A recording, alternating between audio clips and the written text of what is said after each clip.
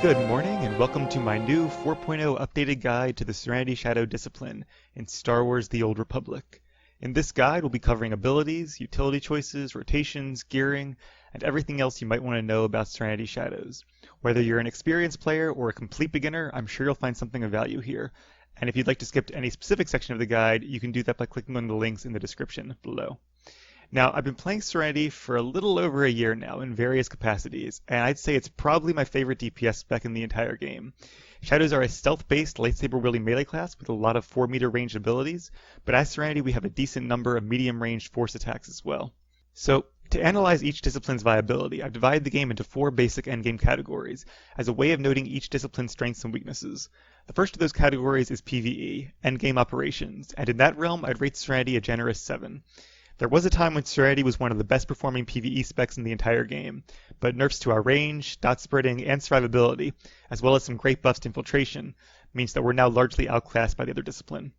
A significant portion of fights in the game are also rather melee unfriendly, which is mitigated somewhat by our high number of defensive cooldowns and gap closers, including a recently nerfed force speed.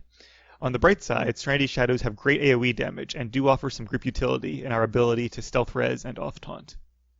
The second category is regular Warzones, 8v8s, and in this category I give Serenity a solid 10. Due to dot spreading and force imbalance, we have a huge amount of AoE potential, and are able to put up ludicrous numbers if the enemy team isn't paying attention. Add to that our great defensive cooldowns and our ability to taunt, stealth, RCCs, and phase walk, and you have a top tier DPS Warzone spec. The third category is the ranked solo queue, and here I'd give Serenity a 7. All of the things that make Serenity so great in 8v8 Warzones also make it a very viable choice here. However, the buffs to infiltration and the benefits of burst damage in the current solo queue meta means that you'll almost certainly have an easier time as infiltration than Serenity. The prevalence of sages, scoundrels, and other shadows can also make it difficult to dot spread as effectively as you can in 8s. In the final category, group ranked, I'll give Serenity a strong 9. Despite the setbacks, Serenity is still one of the best pressure disciplines in the game, and the ability to taunt and resilience off enemy dots and damage makes us especially valuable in a team setting. On the other hand, we are still a melee class, and that can make it difficult to keep our DPS up if the enemy team favors ranged classes. Alright, so let's start by going over the abilities we'll be using as a Serenity Shadow, and I'll be grouping these into 3 categories: damaging abilities, defensive abilities, and utility abilities. First though, you always want to make sure that you're in force technique, that you have your class buffs active, and that you're using a stim. The best stim for all DPS and healers is the Advanced Anodyne Versatile Stim, which you can craft with Biochem or purchase off the GTN for about 10,000 credits apiece. Force technique gives each of your melee attacks a chance to deal a small amount of extra energy damage, which is a nice free boost to our DPS. Now, Serenity is a dot spec, which stands for damage over time, and refers to any ability which, instead of dealing immediate damage in a single hit, instead puts a debuff on your target, which does damage to them every few seconds until it wears off. This type of attack is usually referred to as a periodic damaging ability by the in-game tooltips. Serenity Shadows have 2 main dot attacks, Sever Force and Force Breach, each of which costs 20 force, has no cooldown, and lasts for 18 seconds. Force Breach is an ability common to all Shadows, however it's only a dot while you're actually in Force technique. At level 26, you'll pick up Sever Force, which has a 30-meter range in contrast to Force Breach's 10-meter range, and will also root the target in place for the first 2 seconds after it's applied. This rooting effect does have an internal cooldown, so it can only happen once every 9 seconds, and of course it won't affect any enemy with the boss immunity debuff, which includes most bosses in operations and flashpoints. Additionally, both of these dots heal you for 10% of the damage they inflict, which can really add up over the course of a fight. Our third major ability is Vanquish, which you learn at level 58 and replaces Mind Crush, a similar ability that you'll be using up to that point. Vanquish does a decent amount of damage up front and also places a 6-second dot effect on the target. By default, Vanquish has a 2-second cast time, as you just saw, but there's a proc that will make it instant use and cost no force, and we'll talk about that a little later on. As an added benefit, Vanquish places a 45-second debuff on the target, which makes it take 5% more damage from all force attacks, making it especially useful in a group setting. Our next attack is Force Imbalance, which is the most important ability in the discipline. Force Imbalance is an AoE, or Area of Effect attack, with an 8-meter radius and a 10-meter range. It can hit up to 8 targets at a time, and will heal you for 20% of the damage it deals. It also gets a few other effects courtesy of our discipline tree, but we'll discuss those when we get to that section. In addition to those 4, we have 2 other force attacks which we won't be using nearly as often. The first of these is Telekinetic Throw, a 3-second channel with a 10-meter range. This range can be increased to 30 meters with the use of one of our offensive cooldowns, Force Potency. However, the only time you might want to use this combination is in PvP, if you need to finish off an opponent or interrupt a capper at range, and all of your gap closers are on cooldown. Lastly, we have Project, an instant 10-meter range ability that costs 40 force to activate, and so the only time you might want to use it is to finish off an opponent who has a sliver of health left and is just outside of melee range. In addition to those force abilities, we also have a number of melee lightsaber abilities, 6 of which you might have reason to use: Spinning Kick, Serenity Strike, Spinning Strike, Saber Strike, Double Strike, and Whirling Blow. Of these, Whirling Blow is the only AoE attack, hitting up to 8 targets within a 5-meter range. Whirling Blow is the source of our dot spreading, which we'll discuss later, and does a little more than half the damage of Double Strike, so you'll only want to use it when you have 2 high-priority targets in range. Serenity Strike is a move that's unique to the Serenity Shadow. It costs 22 force, the same as Whirling Blow and Double Strike. It deals a decent amount of damage, and it heals you for 100% of the damage it inflicts. Serenity Strike will usually be your highest priority melee ability in PvE, but in PvP, I would recommend only using it when you're not at 100% health, so that the heal effect doesn't go to waste. Spinning Strike is our most powerful melee attack, and is also our execute ability, meaning it can only be used on targets with less than 30% of their health remaining. Fortunately, our discipline tree gives us a proc which will allow us to use it at other times as well. Our next 2 melee abilities, Saber Strike and Double Strike, are our filler abilities, meaning they're what we'll use when everything else is on cooldown. Double Strike does more damage, but Saber Strike doesn't cost any force, so which one you'll use varies depending on how much force you have left at the time. Our last melee ability is Spinning Kick, which you'll only use in PvP, and even then only as an opening attack, since you have to be in stealth to use it. It's a decent melee attack, but its main benefit is that it stuns your opponent for 2 seconds, giving you and your teammates a momentary advantage. Rounding out our offensive abilities are our 3 offensive cooldowns: Force Potency, Battle Readiness, and our Attack Adrenal. All 3 of these abilities are off the global cooldown, which means that you don't have to wait the normal 1.5 seconds to use your next ability after you activate them. Force Potency, as we mentioned, increases the range of telekinetic throw to 30 meters, but you'll rarely use it for this purpose. Its main benefit is that it increases the critical chance of your next 2 force attacks by 60%, or your next 3 force attacks if you choose the Force Harmonics utility. You'll want to use these charges on Force and Balance as much as possible, as it hits a little harder than the initial hit of Vanquish. However, do note that if Force and Balance hits multiple targets, it will use up multiple charges of Force Potency. You can use this to your advantage, however, by using the last charge on Force and Balance, as that will still cause it to gain the increased critical chance against every target it hits, but at the cost of only the 1 remaining Force Potency charge. Our next offensive cooldown is Battle Readiness, which restores 50% of your health and increases the chance of your Force technique to trigger by 25%, and the damage it does by 50% for the next 15 seconds. It also causes your Force technique to heal you by a small amount whenever it triggers during this period. I tend to use Battle Readiness offensively during PvE and defensively as an extra mini med pack during PvP. If you're using it offensively, try to use it right before you use a bunch of melee attacks to get the maximum benefit from it. Our last offensive cooldown is one shared by every DPS discipline, your Adrenal. There have been some arguments made in favor of critical or even alacrity adrenals, but in my opinion, attack adrenals are still the way to go. These consumables are also made by biochems and will increase your power for 750 points for 15 seconds. They can't be used in PvP, and I would suggest only using them in difficult PvE content where every bit of DPS matters. For maximum benefit, you want to combine them with other offensive cooldowns, like Force Potency and the raid buffs from other classes whenever possible. So next we're going to discuss our defensive cooldowns, abilities that will help us stay alive in both operations and war zones. Resilience is one of our best defensive abilities, making us completely immune to all force and tech damage for 3 seconds, or 5 seconds if you choose the Mind Over Matter utility. It will also purge you of any enemy dots, so the best time to use Resilience is when you either have a lot of dots ticking on you, or when you're being attacked by a class with a lot of force or tech attacks, like a Sage or a Vanguard. Because most stuns and CCs fall into these categories, Resilience will also make you virtually unstunnable while it's active. The ability has a cooldown of 1 minute. While Resilience is perfect for resisting yellow damage, Deflection is our best defense against white damage, in other words, standard melee and ranged attacks. It increases our defense chance by 50% for 12 seconds and has a 2-minute cooldown. With the Sturdiness utility, Deflection will also make you immune to stuns and CCs, but not other movement impairing effects, for the next 6 seconds. The best time to use Deflection is when you're being attacked by classes with a lot of white damage, like Knights or Gunslingers. As part of the Serenity discipline, we also get a bonus to Mass Mind Control, our AoE taunt, which reduces all incoming damage by 30% for the next 6 seconds. In PvP, you'll primarily be using this ability when you're surrounded by a group of enemies to lower the damage they're doing to your teammates, and in PvE, you'll mostly use it as a detaunt in case you pull aggro on the boss or an ad. However, in a pinch, Mass Mind Control can also function as a great multi-purpose defensive cooldown. In addition to our dots, don't forget that Serenity Strike, Force Imbalance, and Battle Readiness also have healing components, so don't be afraid to move them up in priority if you start to get low on health. If all else fails, your last defense is simply to get away from the combat, either by using Phase Walk to teleport away from incoming damage, or Force Cloak to escape into stealth. In Ranked especially, you'll often want to use these abilities in conjunction, since Phase Walk can be used even if you're stunned, and Force Cloak will break you out of combat, allowing you to then use your out-of-combat heal. In PvE, you can also use Force Cloak to break combat and attempt to revive an ally with your out-of-combat res, but this can be difficult to pull off in boss fights with a lot of raid-wide AoE. A few other quick warnings about Force Cloak. First, if you have any enemy dots on you, they'll break you out of stealth and pull you back into combat as soon as they tick. For this reason, you'll either want to use Resilience first, or take the Cloak of Resilience utility, which gives you 2 to 4 seconds of resilience every time you cloak. In PvP, you also want to make sure that you use Phase Walk a good second before you use Force Cloak, not the other way around, so that you don't get pulled back into combat by an enemy AoE.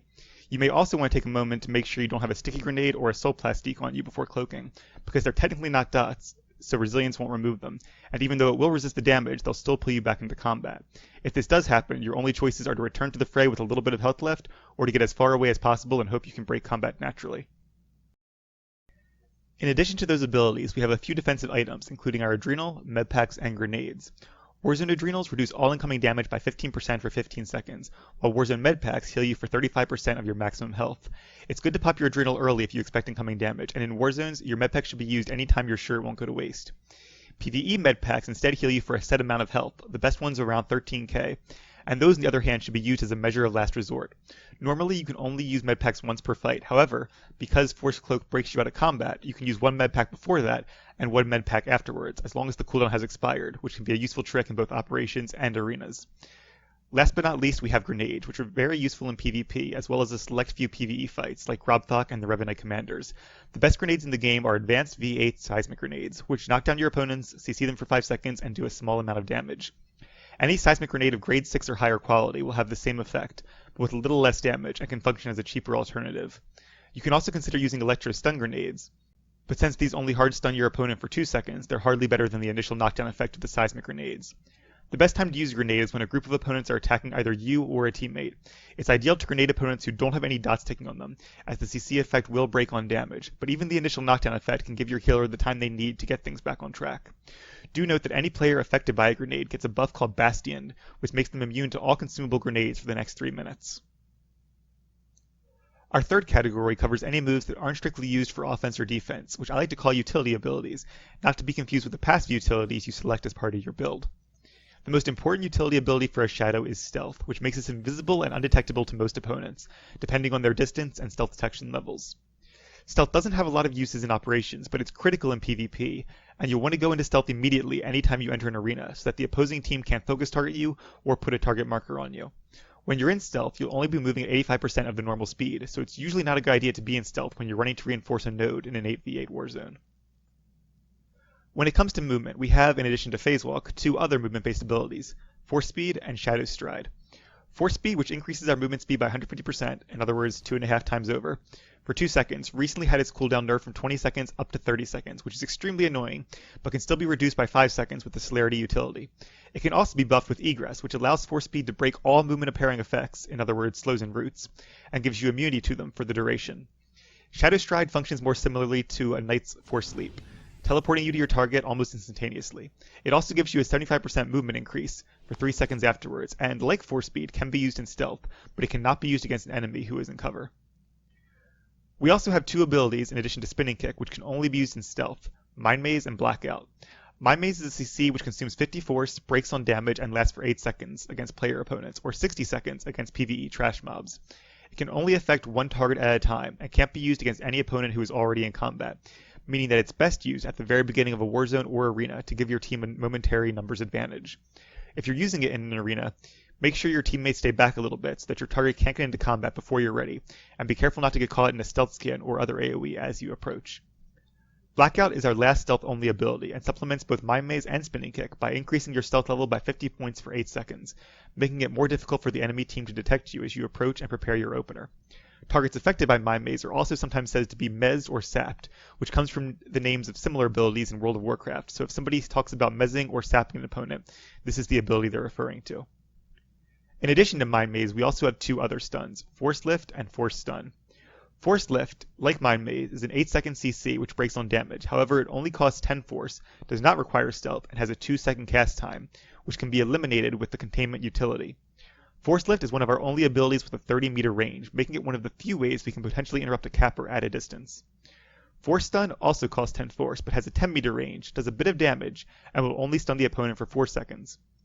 The good news is that this stun does not break on damage, which makes it a hard stun, in contrast to Force Lift, Mind Maze, and Grenade, which do break on damage, and so are sometimes called soft stuns.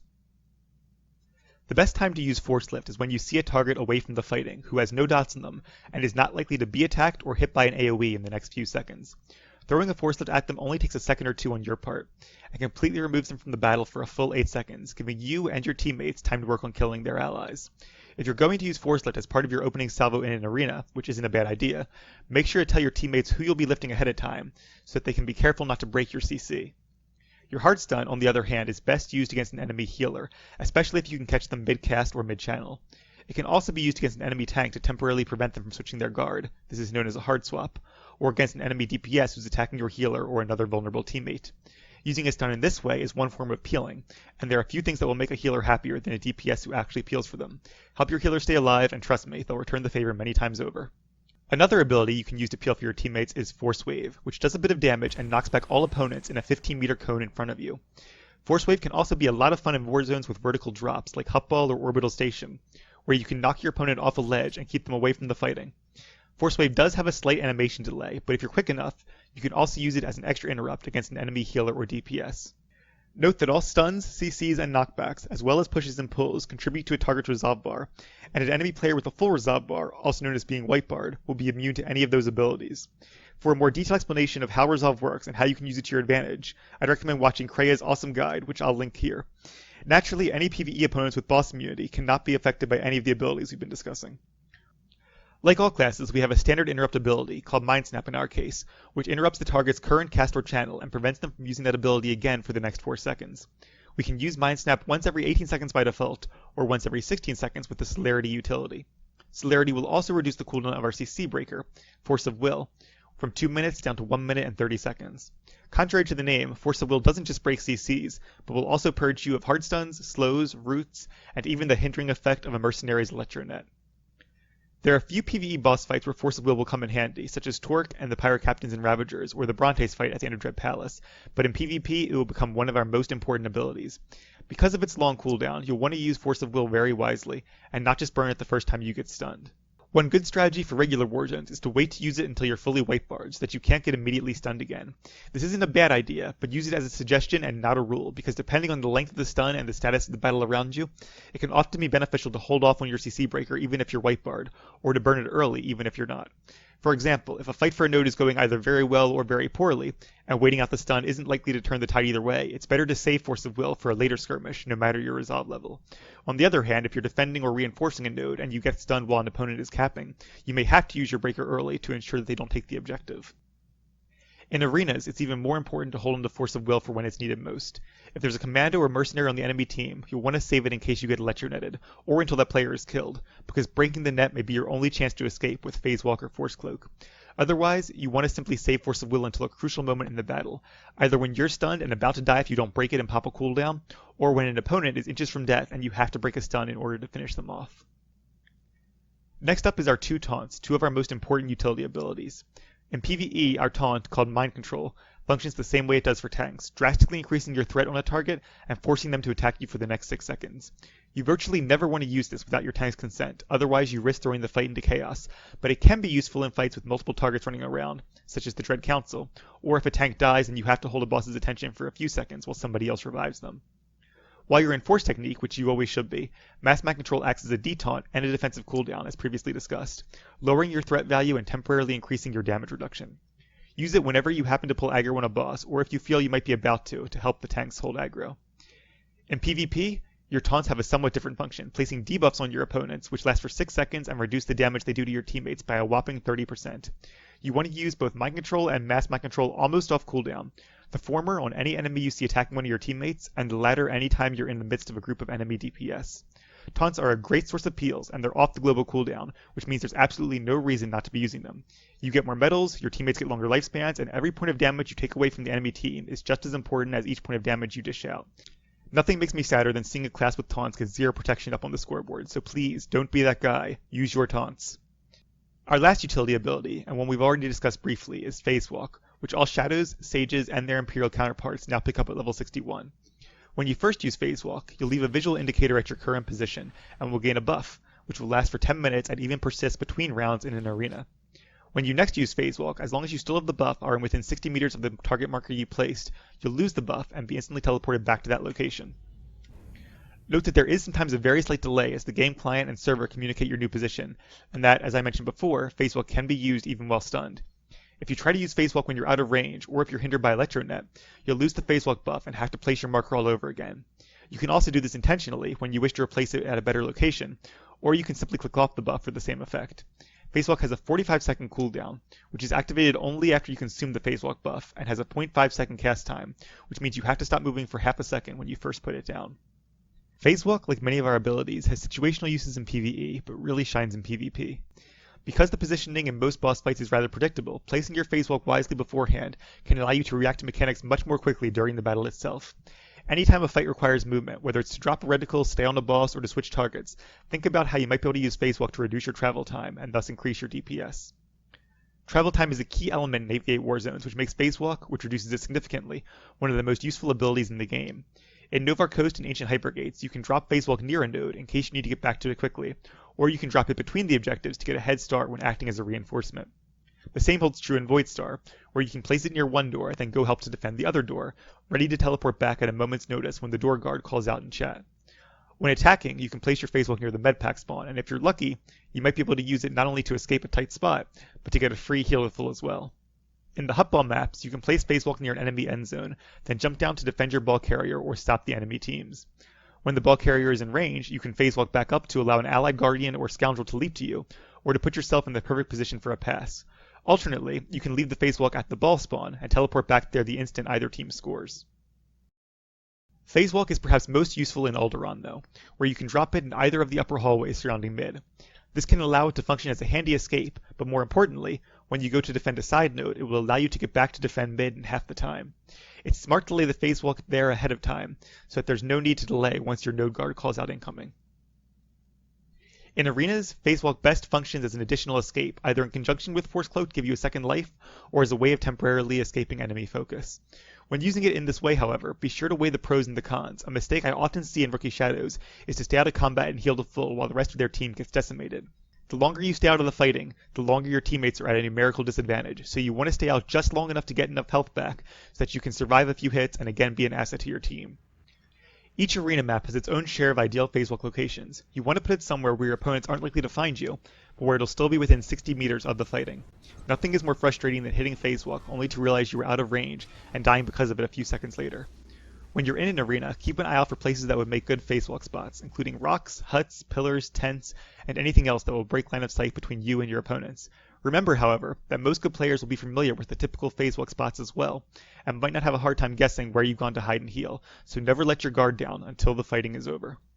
One last item I want to mention is the Peppered Bantha Steak, which only has any real use inside arenas, and even then only a marginal one.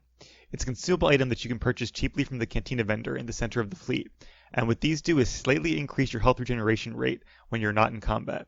For most classes, this wouldn't be very useful outside of leveling, but for Shadows, it will actually make us heal a little bit faster when we're trying to heal up after using Force Cloak. The stakes don't persist through defeat, so you'll have to eat a new one every time you die, but if you're like me and want every possible advantage you can get in Ranked, the benefit can be worth the minor annoyance.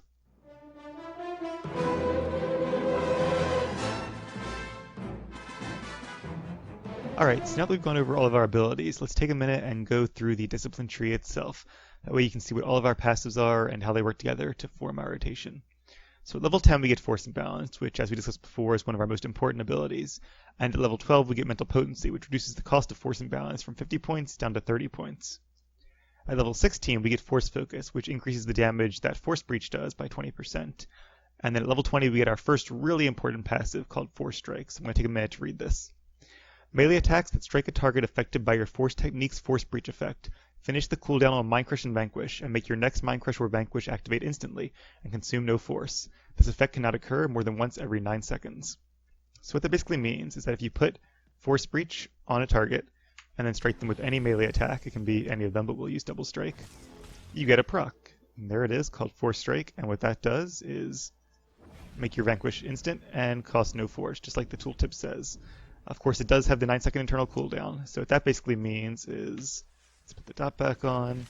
Alright, we have the proc, we use it, and even though we are still hitting a target with Force Breach with melee attacks, until the internal cooldown expires, and there it is, we can't get the proc again. So you can only get it a maximum of once every 9 seconds. That can be decreased with Alacrity though, so Alacrity will not screw up your rotation, it'll just make everything go faster. Alright, so then at level 24 we get Mind and Body, which has 2 effects. Firstly, it decreases the damage you take from enemy periodic effects by 15%, in other words enemy dots, and since there's lots of Serenity Shadows and lots of Balance Sages running around, that's a nice utility for PvP, or a nice passive for PvP. It also is the level at which you get the defensive cooldown component of Mass Mind Control, or AoE Taunt. At level 26 we get Sever Force, which is of course our other main dot, and then at level 28 we get the most important passive in the entire tree, called Prolific Justice. Whirling Blow spreads your periodic Force Breach and Sever Force effects to the targets it damages, as long as it damages targets already affected by your Force Breach and Sever Force. In addition, Force Imbalance overwhelms its target for 45 seconds. Overwhelmed targets take 10% more damage from area attacks. So the second part is easy enough to understand. You hit an opponent with Force Imbalance, and let's see, there it is, Overwhelmed, and then all further AoEs you hit them with, whether it's Force Imbalance or Whirling Blow or one of your allies' AoEs, will do 10% more damage until the debuff expires. And since you're using Force Imbalance every 15 seconds, you'll pretty much have it up on them constantly. The second component is a little more difficult to understand though. This is basically what's called dot spreading, and the basic gist is that you can put dots on a target and then use the move Whirling Blow to spread those dots from one target to other targets. Now, unfortunately, the dummies on the ship are not nearly close enough for that to be demonstrated, and you cannot put dummies in your stronghold still. So we're going to head to Tatooine real quick, and a couple of friends are going to help me demonstrate dot spreading to you. Alright, and here we are on Tatooine. I'm going to be demonstrating dot spreading under 3 different scenarios. In the first scenario, I'm going to put a single dot, in this case Sever Force, on a single target, then use Whirling Blow, and that'll spread the dot to all 3 targets that it hits, and you can see Sever Force on them right there. In the second scenario, I'm going to put both dots, Sever Force and Force Breach, on a target, hit them all with Whirling Blow, and as you can now see, each target has both Sever Force and Force Breach now ticking on them. So in the third scenario, I'm going to put Sever Force on one target, and Force Breach on a second target, then hit them all with Whirling Blow, and again you can see both dots are now ticking on all 3 targets. Also note that when you spread a dot via this method, the new dot that's applied will have the full 18-second duration, no matter how much time was left on the dot on the original target. Also note that you can't spread the dot component of Vanquish with this method, only Force Breach and Sever Force. Alright, so now that we're back on the ship, let's go through the rest of the discipline tree. At level 32, we get Rebounding Force, which is a passive that makes Sever Force deal 10% more damage, and also allows your Force technique to restore 5 force every time it triggers. At level 36, we get Force Suppression, and that adds yet another bonus to Force Imbalance. Basically, whenever a target is hit by Force Imbalance, it gets a debuff called Force Suppression with 15 stacks. And what these stacks do is every time one of your dots ticks on that opponent, it consumes 1 stack, but also does 10% more damage, making this passive one of our biggest DPS boosts from the tree. At level 40, we get Drain Thoughts, which just makes all of our dots do 10% more damage. Then at level 42, we get Serenity Strike, a new ability. And at level 44, we get Education, which increases the critical damage from Double Strike, Spinning Strike, and Serenity Strike by 10%, and also reduces the force cost of Spinning Strike from 25 down to 22. At 48, we get our next important passive called Crush Spirit. Your damaging periodic effects have a 30% chance, and activating Shadow Stride has a 100% chance to trigger Crush Spirit, which finishes the active cooldown on Spinning Strike and makes your next Spinning Strike usable on a target with any health level. This effect cannot occur more than once every 15 seconds. So Spinning Strike, you remember, is our execute ability, which means you can only normally use it against an opponent with 30% or less health. But because of this proc, let me put some dots on them there, and wait for it to trigger, because it is slightly random, 30% as you saw, and there's the proc. Crush Spirit, and we can now use Spinning Strike against this dummy, even though it has way more than 30% of its health. As the tooltip said, you can also use Shadow Stride to trigger this effect. However, because they share the same internal cooldown, I really wouldn't use it for this purpose, because with all of your dots taking on an opponent, you're going to get the proc pretty much once every 15 seconds, or pretty close to it. And you can see, you can get the proc that way as well. And when you're in the execute phase and using Spinning Strike quite frequently, that will also reset the cooldown on it, so you can use it a little more often. Alright, so next up we have Psychic Absorption, which increases a lot of the heals we get from our abilities. It allows our dots to heal us for 10%, our two main dots at least, and also doubles the health you get back from Serenity Strike from 50% up to 100%, and from Force Imbalance from 10% up to 20%. And because Force Imbalance is hitting multiple targets, that can actually be a pretty significant health boost. Then at level 56, we get Mind Quell, which increases the damage of Vanquish by 20%, so that's a great little boost. At level 58, we get Vanquish itself, which of course replaces Mind Crush, which we'll be using before then. Then at level 60, we get Aching Mind, which makes Force Imbalance, Vanquish, and all of our dots deal 15% more damage to any target under 30% health. And between that boost and Spinning Strike, that makes Serenity Shadows really powerful during the execute phase of a boss battle. Then at level 64, we get our new passive ability, Atrophying Attacks, and that makes your melee damage increase the critical chance of your periodic effects by 10% for 10 seconds. And because you'll be using a melee attack more than once every 10 seconds, you'll pretty much always have this buff active. And that just makes all of your dots deal more damage, which is a nice passive boost.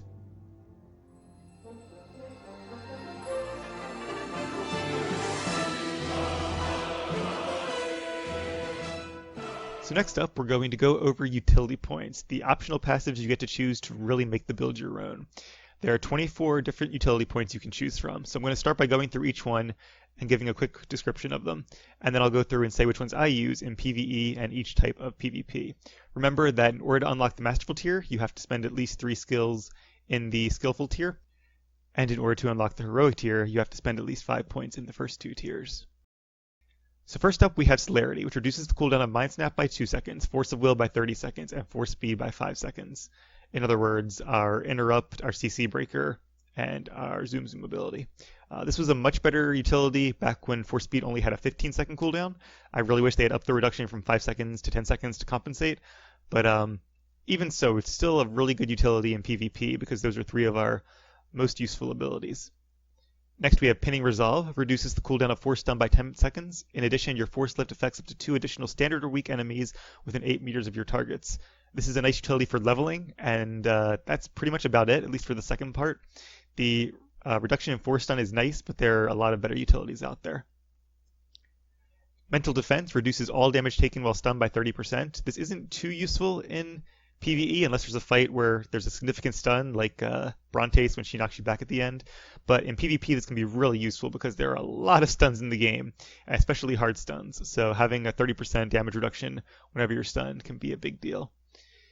Misdirection increases your movement speed by 15% and your effective stealth level by 5 points. This might not sound like much, but a passive 15% speed boost that's always active is really nice for a melee class, and even though the stealth boost is more useful for infiltration than for Serenity, it's still nice to have.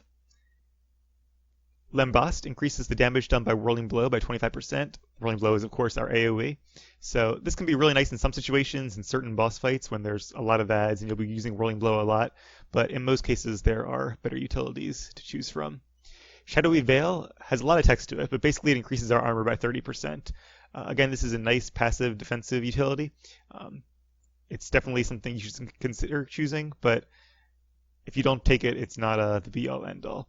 Force Wake makes Force Wave unbalance its targets, immobilizing them for 5 seconds. Direct damage dealt after 2 seconds ends the effect prematurely.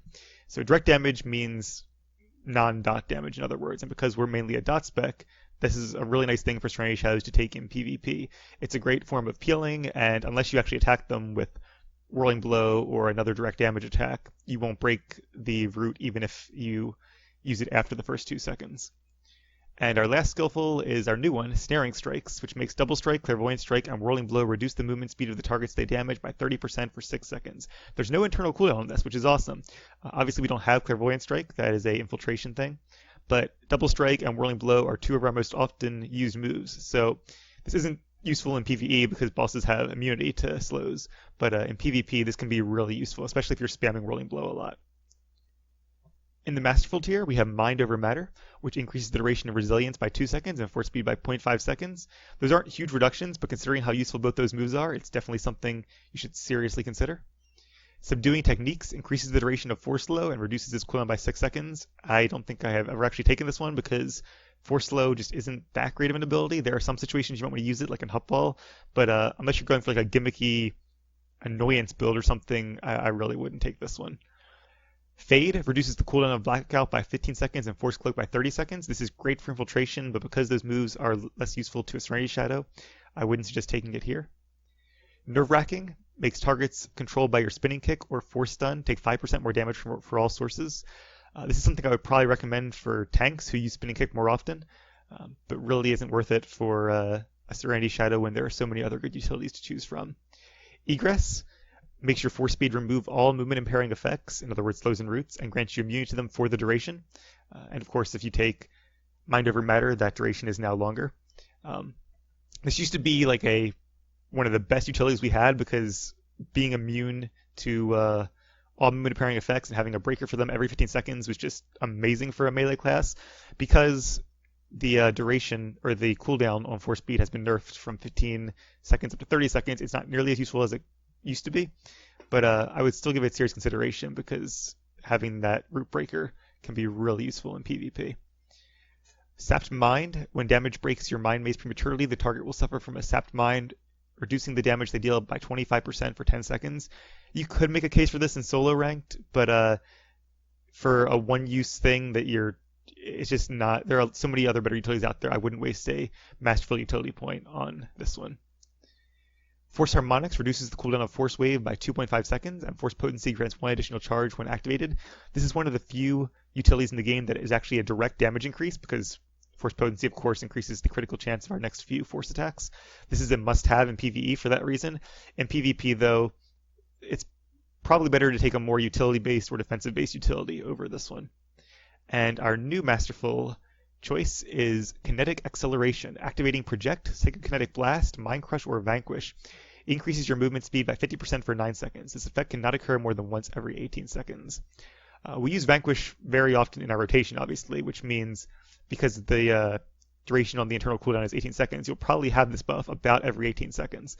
That makes it really useful, but the fact that you don't get to choose when that happens, it just happens automatically, makes it slightly less useful than it otherwise would be. Still, it's an awesome addition and something that you should definitely consider taking in both PvE and PvP.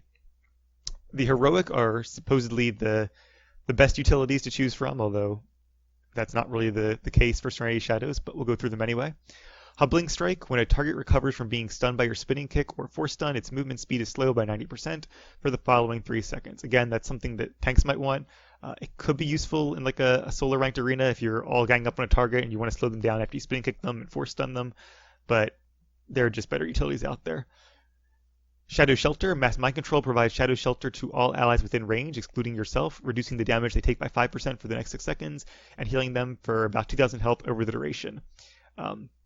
All of the tank classes, Shadows, Vanguards, Guardians, and their equivalents have something that makes their AoE taunt give a buff to their allies. This is ours. It actually kind of sucks compared to like the Vanguard and Guardian equivalents, but 5% just isn't that huge of a damage reduction, and 2,000 just isn't that much health. You could consider taking this in PvE just as something to help your friends out, but I probably wouldn't spend a point in this just for a 5% damage reduction every 45 seconds. Containment. If your Force Lift breaks early from damage, the target is stunned for 2 seconds. In addition, Force Lift activates instantly. Those are both great buffs to Force Lift, which is one of my favorite moves in the game. I probably like it a little more than most people do, but the ability to focus a target, use one GCD, and even be able to use it on the move because it's instant, and take him out of the battle for 8 seconds is just a huge bonus. That's why I love Force Lift, I love Containment. I take this all the time on both my Sages and my Shadows. You could very well survive without it. A lot of people have done just fine without it, but I love it, and I would suggest giving it a try before you discount it. Sturdiness. Activating Deflection grants 6 seconds of immunity to stun, sleep, lift, and incapacitating effects. In other words, all types of stuns. This was nerfed in 4.0. It used to be 12 seconds, the entire duration of Deflection. And it used to be almost a must-have back then, or at least many people said it was. Nowadays, though, with only being 6 seconds every 2 minutes, it's really not that great, and I would not suggest spending a point in it.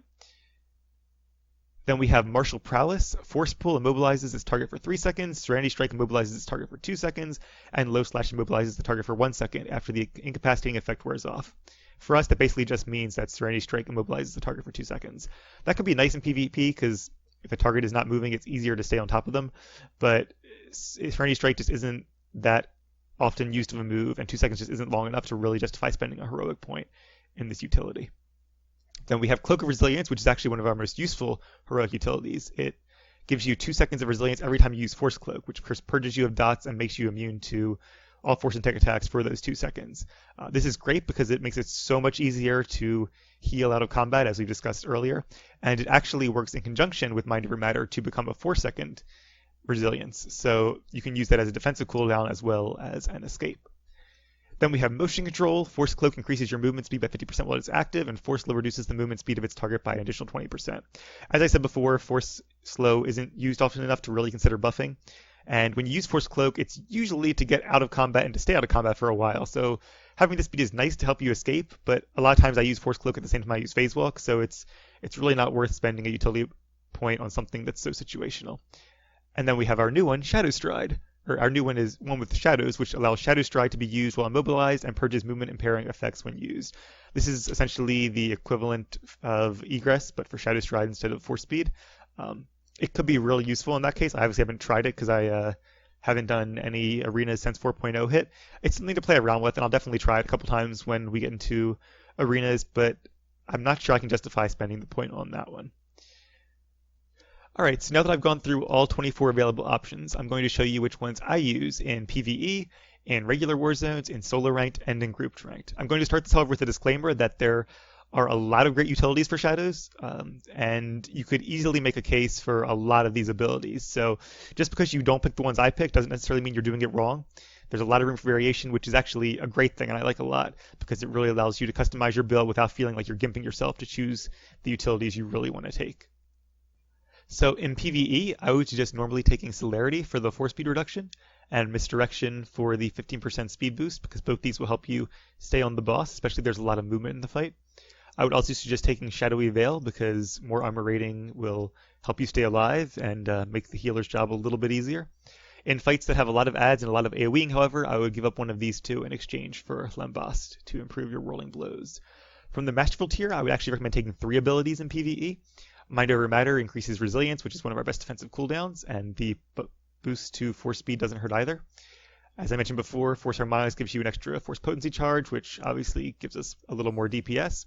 And I would recommend taking our new ability, Kinetic Acceleration, because having a 50% speed boost for essentially half the battle is awesome for a melee class and will really make it easier to stay on the boss. As our only heroic talent, I would recommend taking Cloak of Resilience. One, you can use it as an additional purge in fights that do have dots, but more importantly, you have a second resilience once every 2 minutes, so it goes really well with Mind Over Matter and can be an extra defensive cooldown that you might need depending on the fight. In PvP, things get a little trickier because about half these abilities are really useful and are going to make you wish that you had a lot more points to spend. The ones I would recommend taking, though, in a regular Warzone is Celerity, because all 3 of those abilities you'll use quite frequently, and having the reduced cooldowns is nice. Lambast, because you'll be doing a lot of dot spreading, and if you're standing amongst a bunch of enemies, a lot of rolling blow spam. So doing more damage that way is great, because you are DPS heavy spec, and your job is to be doing as much damage as possible to overwhelm the enemy team. So 25% boost to one of our best abilities is certainly worth taking in that case.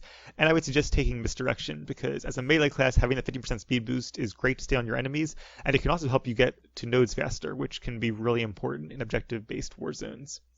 From the next tier, I would suggest taking Mind Over Matter again, because Force Speed and Resilience are awesome. And I would take Egress, because there are a lot of slows and roots in the game, and being able to break them and be immune to them once every 30 seconds, and 25 because you have Celerity, is really awesome. It's not as good as it was before 4.0, but it's still something I would recommend taking. Then in the last tier, I would recommend taking Containment, because as I said before, I love Containment. It's great to be able to put somebody out of the battle for a couple seconds, and the fact that it has a stun attached to it on the end is just an added bonus. And then Cloak of Resilience is great because it can allow you to get out of combat and either guard a node for a couple extra seconds by staying in stealth, or to heal to full, or you can even use it in the midst of combat just for 4 extra seconds of resilience. So those would be my choices for regular Warzones in PvP. For solo ranked, I would recommend taking Mental Defense because there are a lot of stuns out there, and if you're going to be focused and attacked, somebody's probably going to stun you to keep you still. So having a 30% damage reduction anytime you are stunned can really help you stay alive, and if you have a healer, it'll help them out, and if you're on your own, it can give you time to survive the stun and pop a defensive cooldown. I would also suggest taking Force Wake because it's a really great peel when somebody's attacking one of your teammates, especially your healer if you have one. Being able to Force Wake them or Force Wave them and knock them back, keep them rooted, keep them off your ally can really mean the difference between an ally surviving and dying, and that can easily determine whether you win or lose an arena. And thirdly, I would take Snaring Strikes because your own passive speed boost isn't as great as putting a slow on your opponent when there are only 4 opponents and you're going to be probably all targeting the same one.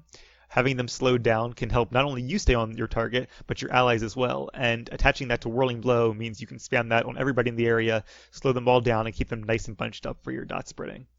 From the second tier, I would again recommend taking Mind Over Matter and Egress for the same reasons I recommended it in 8s. They're both great abilities, and you're going to need them to help you move around the battlefield and to resist off damage. And then from the last tier, I would again recommend the same 2 abilities. Cloak of Resilience is pretty much a must because you're going to want to cloak at some point and heal to full before getting back to the fray. And Containment is great because when there are only 4 opponents, having one of them completely out of the fighting for 8 seconds is just a huge advantage that can't be overstated. So these would be my choices for solo ranked, and obviously depending on who is in the queue, you can change that around some. But this is a great default if you're going in for the first time, or if you just want something you can put the points into and then not have to worry about for a while. Our last environment is PvP Group Ranked, and this was probably the hardest one to choose utilities for because there are so many great options that I really want to choose. I'm going to go through and tell you the ones that I would go with as a default, but if there are others you want to try out, then by all means please do. I would not blame you in the slightest. So from Skillful, I would recommend taking Celerity, Pinning Resolve, and Snaring Strikes, and stay with me here because I know these aren't the ones most people would instinctively choose, but as a Serenity Shadow in Group Ranked, you are a pressure spec, and that means 2 things. 1, you're supposed to be dealing out as much damage as you possibly can to overwhelm the enemy healer, and 2, you want to shut down the enemy healer as much as possible so that they can't heal off all the damage you and your partner are inflicting. So for that reason, Celerity is really useful because the Force Speed allows you to stay on the healer more often, or whoever your target is, and the Mind Snap means you can interrupt them more often, which is really useful because most healers have a lot of casts and channels that they use fairly frequently. And the bonus to Force of Will is also really nice in Group Ranked because there are a lot of stuns, and sometimes you'll need to break a stun to either peel for an opponent or to use a defensive cooldown to keep yourself alive. Pinning Resolve you take for the same reason. It's just for the Force stun reduction. Being able to use Force stun every 50 seconds instead of every 60 seconds might not seem like that big of a deal, but again, when you're throwing every stun you have on the enemy healer, that can be super useful and really annoying to the person trying to keep the enemy team alive. I would also recommend taking Snaring Strikes for the same reason I recommend it in solos. It's great to be able to put slows on all your opponents with a single whirling blow and help both you and your fellow DPS stay on the person you're currently trying to focus down. There are 3 other great abilities in this tier, and they are Mental Defense because there are a lot of stuns in Group Ranked as well. So if you're facing a lot of power techs, for example, then I would definitely recommend taking a point out of one of these to put into that one. Force Wake is, again, great for peeling, so if you're facing a lot of melee, I would suggest taking this. And again, if you're facing a lot of melee where you think you can dot spread and then just spam Lambust or spam Whirling Blow consistently, then I was just taking this for an overall damage increase. But if the enemy team has 1 or more ranged DPS, it's probably not worth taking this because you might be able to use Whirling Blow now and again for a dot spread, but you won't just want to sit there spamming it because it won't be hitting enough targets to make it worthwhile. From the second tier, I would again go with the tried and true Mind Over Matter and Egress. You can also definitely make an argument for Kinetic Acceleration because that speed boost is really enticing, but it's hard to give up something else to take it. And from the last tier, I would again recommend Containment and Cloak of Resilience. These 2 I'm a lot less sure of than I was in the other scenarios. Containment can be really useful. Even though you're going to have your dots on most targets at most times, there's very often a scenario where either a Scoundrel or an enemy shadow will purge off your dots with Resilience or Dodge. Or an enemy ranged might try to stay out of range of your dot spreading so that they don't get hit by it. And if they do that, then it's like, okay, that's fine. I would just lift you for 8 seconds, which is really satisfying and really annoying to the enemy team. So give it a try, see how it works. If you don't like it, I wouldn't blame you for not taking it, but there are definitely a lot of situations in which containment can come in really useful, especially if you can catch the enemy healer in it and they don't have their CC breaker. Keeping them out of the battle for 8 seconds is just an amazing asset to your team. Cloak of Resilience is again great, and I would only take this if you also have Mind Over Matter. And in fact, I probably wouldn't take either without taking the other. You won't be cloaking to heal to full very often in group ranked, but the fact that you get an extra 4 seconds of resilience every 2 minutes is still a great defensive cooldown. So yeah, like I said, you could definitely make a case for Lambast, for Force Wake, for Mental Defense, for Kinetic Acceleration, and probably a few others as well.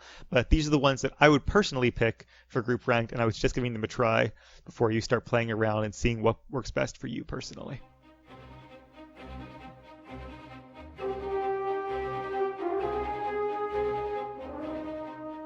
And now the moment we've all been waiting for. We're going to put together everything we've learned so far and go over our actual rotations.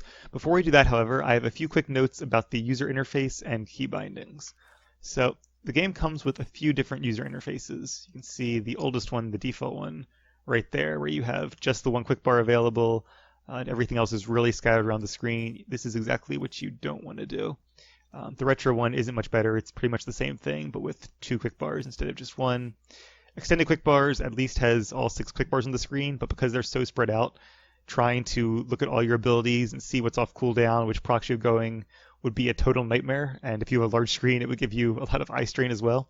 So I definitely don't recommend using this one.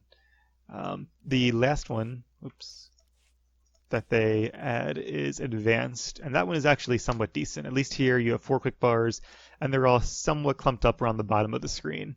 However, I like to have them even closer together than they are here. And of course, you guys are familiar with my quick bar by now.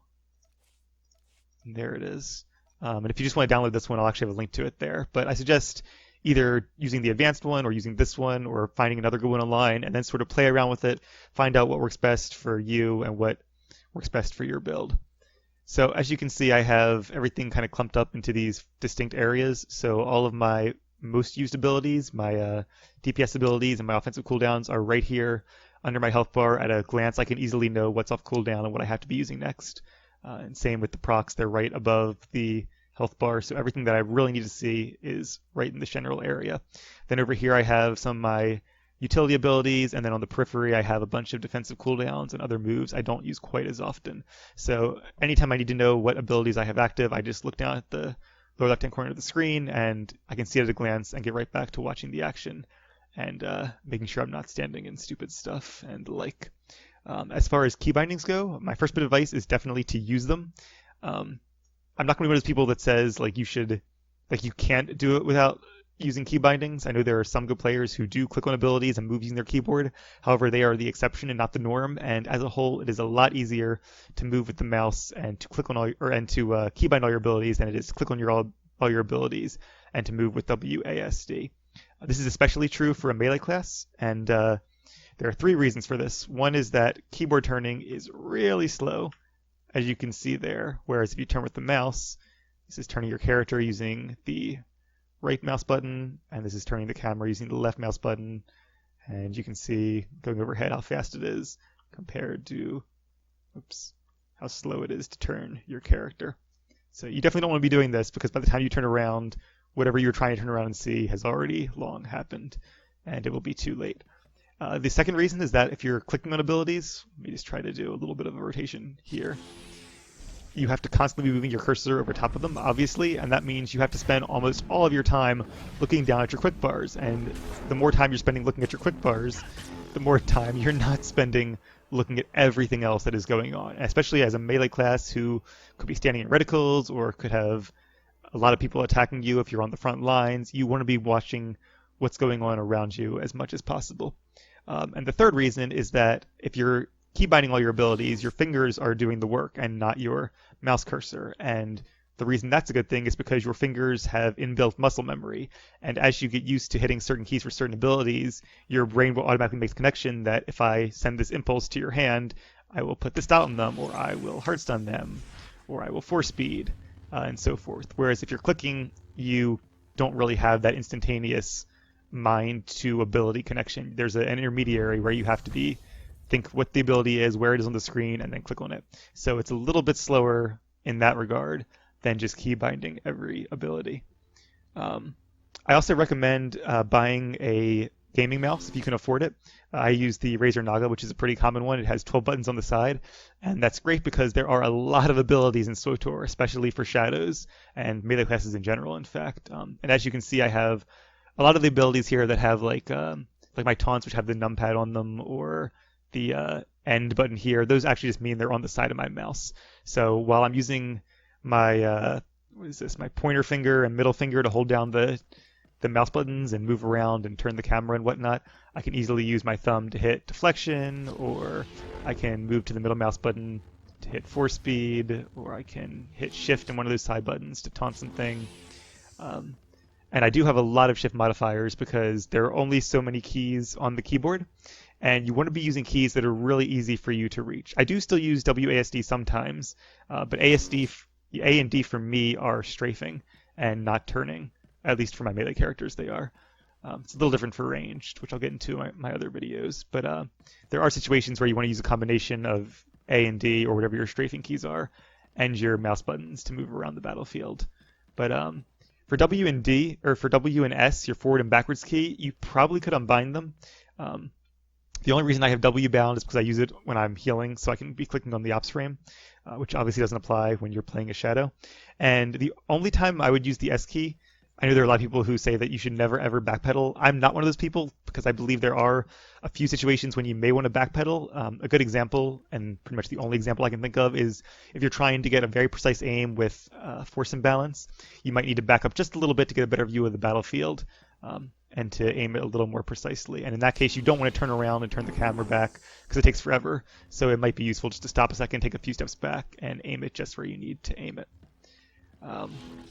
Other than that, though, you can also invest in a gamepad for your left hand if you want to. I know a lot of people buy those and enjoy them and swear by them. I actually have a Logitech G13, which I keep in a drawer because I don't like it because it has less abilities than a keyboard does. So I don't see a ton of reason to use one of those if you just want to use an actual keyboard. I do have a gaming keyboard, which really isn't that much different than a regular keyboard. It's a mechanical keyboard, which feels better to me, but there are other people who would disagree with that, so to each their own. It has extra buttons on the side, which I don't really use for anything at all except my out-of-combat heal. So I wouldn't suggest investing in a gaming keyboard if you're tight on money. It doesn't really do that much good. A gaming mouse, on the other hand, that would be a solid investment. Trust me on that one. As far as where you actually bind the keybinds on your UI, I like to keep it as intuitive as possible because, again, that helps with muscle memory. And when you're learning what keys go with what abilities, it'll make it a lot faster. So for example, my most common abilities, my DPS abilities, I bound to the number keys because they're the easiest ones to reach for me. 1, 2, 3.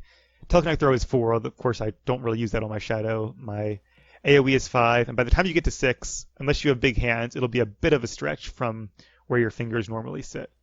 I'm actually a bit unusual in that my fingers sit, like I have my pointer finger on the F key and my pinky on the A key, as if you were typing, because apparently other people don't do that. They move theirs over by 1, so their index fingers on the A key and your pointer fingers on the D key. I guess that's the most common alignment, but I don't like, when I first learned the game, I just put my fingers where I had always had them when I was typing things. So I don't know how you're supposed to know that you're supposed to move them over by 1. And actually, I would not recommend that if you are still trying to figure out where to put your fingers. I would recommend doing it the way I do it, simply because your pinky can reach everything on the left-hand side pretty comfortably, and that allows your fingers that are farthest to the right, mainly your index finger, to then have farther reach to the T key, the G key, even like the B and the Y key if you have a little bit of reach there. And that means you can bind more abilities more effectively. So you can see my other common abilities, like stealth is R, it's easy to reach. Force and balance is V, again, very easy to reach.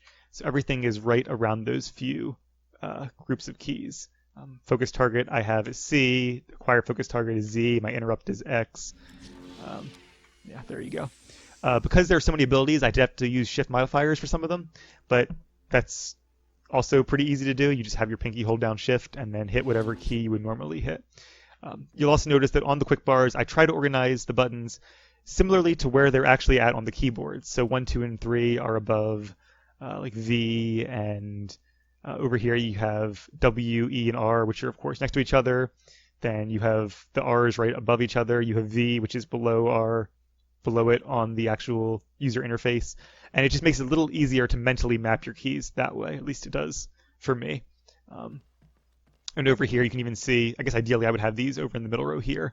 But of course, A, S, D, and F are right next to each other. So the 4 shift modifiers I have for those keys are at least in a row. So my brain, you wouldn't want to have like Shift D over here and then Shift A and then Shift S and then Shift S. That would just really confuse you. And I'm sure you could learn it that way, but it would be a lot less intuitive than doing it this way. Let's see, what else? I guess the last things I want to go over are things that you're actually going to use while you're doing some parses. And parsing is a great way to practice your rotation. It's a great way to make the key bindings more intuitive and to see what your DPS is and to see if you're gearing the right way. And it's something I would definitely recommend doing if you're trying to get into progression PvE content.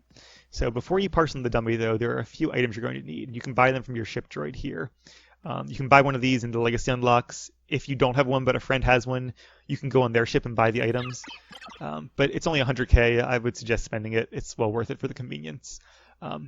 Basically what you get here are different modules to put a set amount of health on the operations dummy, as well as an armor reduction module, which will put all of the armor debuffs on it automatically. Normally you'll have most, if not all of these debuffs on your operations boss targets, simply because all the different classes in your group will be providing them. But because you're parsing solo, to get a representation of those armor debuffs, you're going to want to put this on the dummy.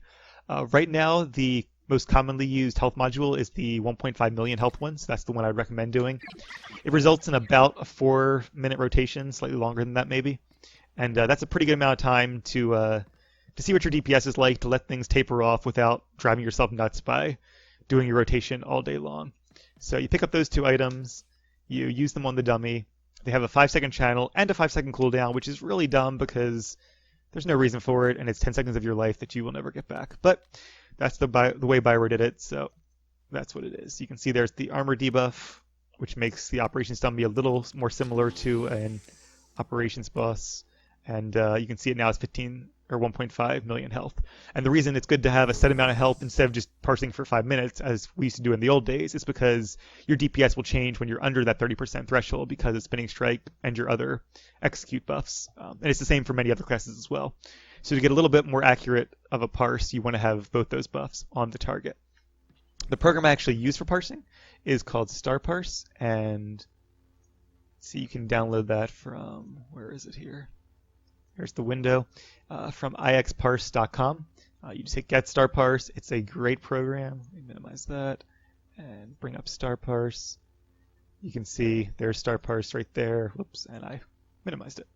And it tracks your damage, it tracks your healing, and it actually tracks all the damage and healing that your entire raid group is doing in an operation setting. So if you want to compare your DPS to the other people in your raid group, that can be a great way to do it. You can also set up your interface here to have, well, let me hit parse first and then you'll see them popping up. There you go. So you have all these little pop-ups that'll keep track of the raid damage, the raid healing, as well as your individual stats. And you can make those larger and smaller. You can get rid of some of them. So it's very customizable. It's a great program. I would definitely suggest using it. And huge thanks to the guy who programmed it, because I know raiders everywhere are very thankful to have programs like these to keep track of your rotation and how much damage you're doing. Once you're done doing a parse on the dummy for practice, if you want to get a little more of an in-depth breakdown, you can go to, that's not it, where is it? To parsley.com. You can make an account there if you want to, or just upload the parse. And then you can actually break it down by damage done. You can see which of your abilities did the most damage, and it's all like very detailed if you really want to see how your parse went. Let's see, where's the rotation one? There it is. And you can even see what your rotation was, and there are other logs stored there as well. So if you want to see what you're doing wrong, if you're not getting the DPS you want to get, and you're sure that your gear is right, your rotation seems to be right, but you want to double check, look at some of the highest parses, see what their rotation is, and see how yours compares. If you're doing something that's a lot differently, or if you're using an ability a lot less often, if it's doing a lot less damage, then you know that something's wrong, and you can tweak either your rotation or your gear or whatever needs to be tweaked to bring your parse more in line with theirs. All right, so let's close out of those. And the last few things I want to mention are all under preferences. So we're going to start by going to user interface and scrolling down to show cooldown text. You want to make sure you have that enabled because it'll allow you to see in seconds how much time you have left before an ability comes off cooldown. Then you want to go to combat logging and make sure you also have enable combat logging to file enabled because that's what allows all these different parsing programs we've been discussing to work. And finally, you're going to want to go to controls and scroll down to ability action queue window. And this is kind of a matter of personal preference. You can set this anywhere between 0 seconds and 1 second. The default is half a second. I like to do 3/4 of a second. And I'll do a quick demonstration to show you what that is. So, of course, whenever you use an ability, we'll use Double Strike, for example, you get a global cooldown, which is that flash of light you see ticking down on all of your abilities, or almost all of your abilities. What that basically means is that you can only use one ability at a time, one ability roughly every 1.5 seconds. And you'll notice that if I hit Double Strike and then Saber Strike during the global cooldown, nothing will happen. However, if you hit Double Strike and click on an ability near the end of the global cooldown, it'll actually queue up and activate as soon as the global cooldown expires. The amount of time between the end of the GCD and the beginning of the window where you can hit another ability and have it queued up like that is called the ability action queue window, and that's what you can set under preferences there. So, for example, if you have it set for half a second, then as long as you click on the second ability, or not click on the second ability, as long as you activate the second ability, you shouldn't be clicking. Sometime in that half second before the GCD expires, then it'll get queued up and be used right away.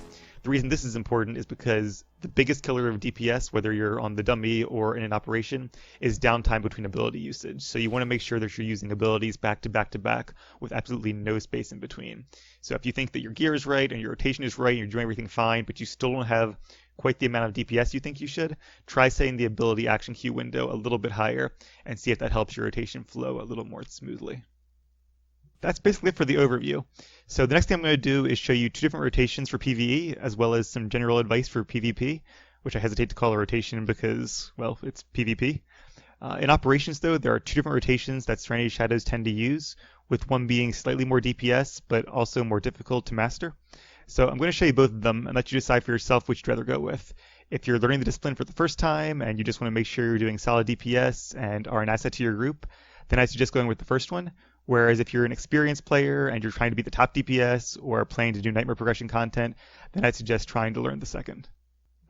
Alright, so the first method can really be thought of one of 2 ways, depending on personal preference, either as a priority list or as a more traditional rotation, whichever works easiest for you. So I'm going to go over both, but before I do that, I'm going to go through the opener, which for this is actually real easy, and it's only 4 abilities before you actually go into the rotation or priority list.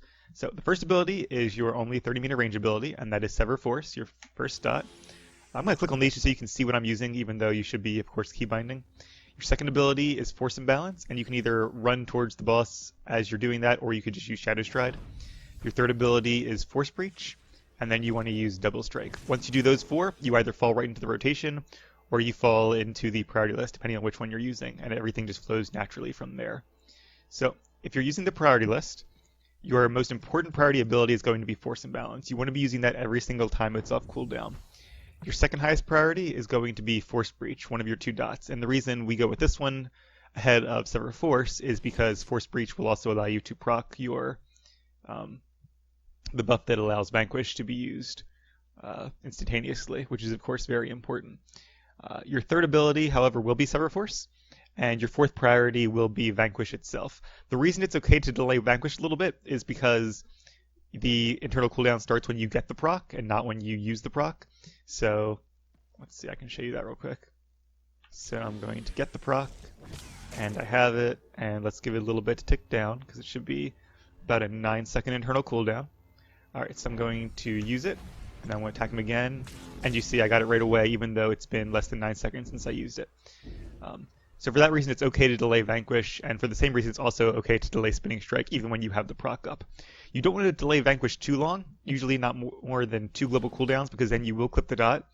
But if it's a matter between that and reapplying your dots, then it'll be about the same DPS either way.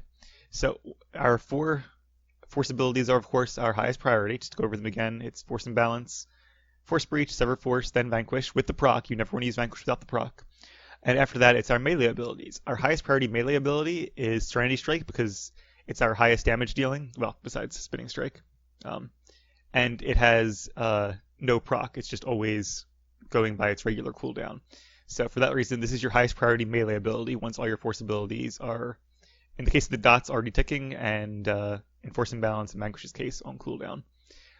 Your second highest priority is Spinning Strike when you have the proc, because it's a hard-hitting ability and you don't want to wait too long because you don't want the proc to fall off, obviously. And then your last priority will be Double Strike and Saber Strike. If you can afford the force, use Double Strike. If you're starting to get low on force, then use Saber Strike.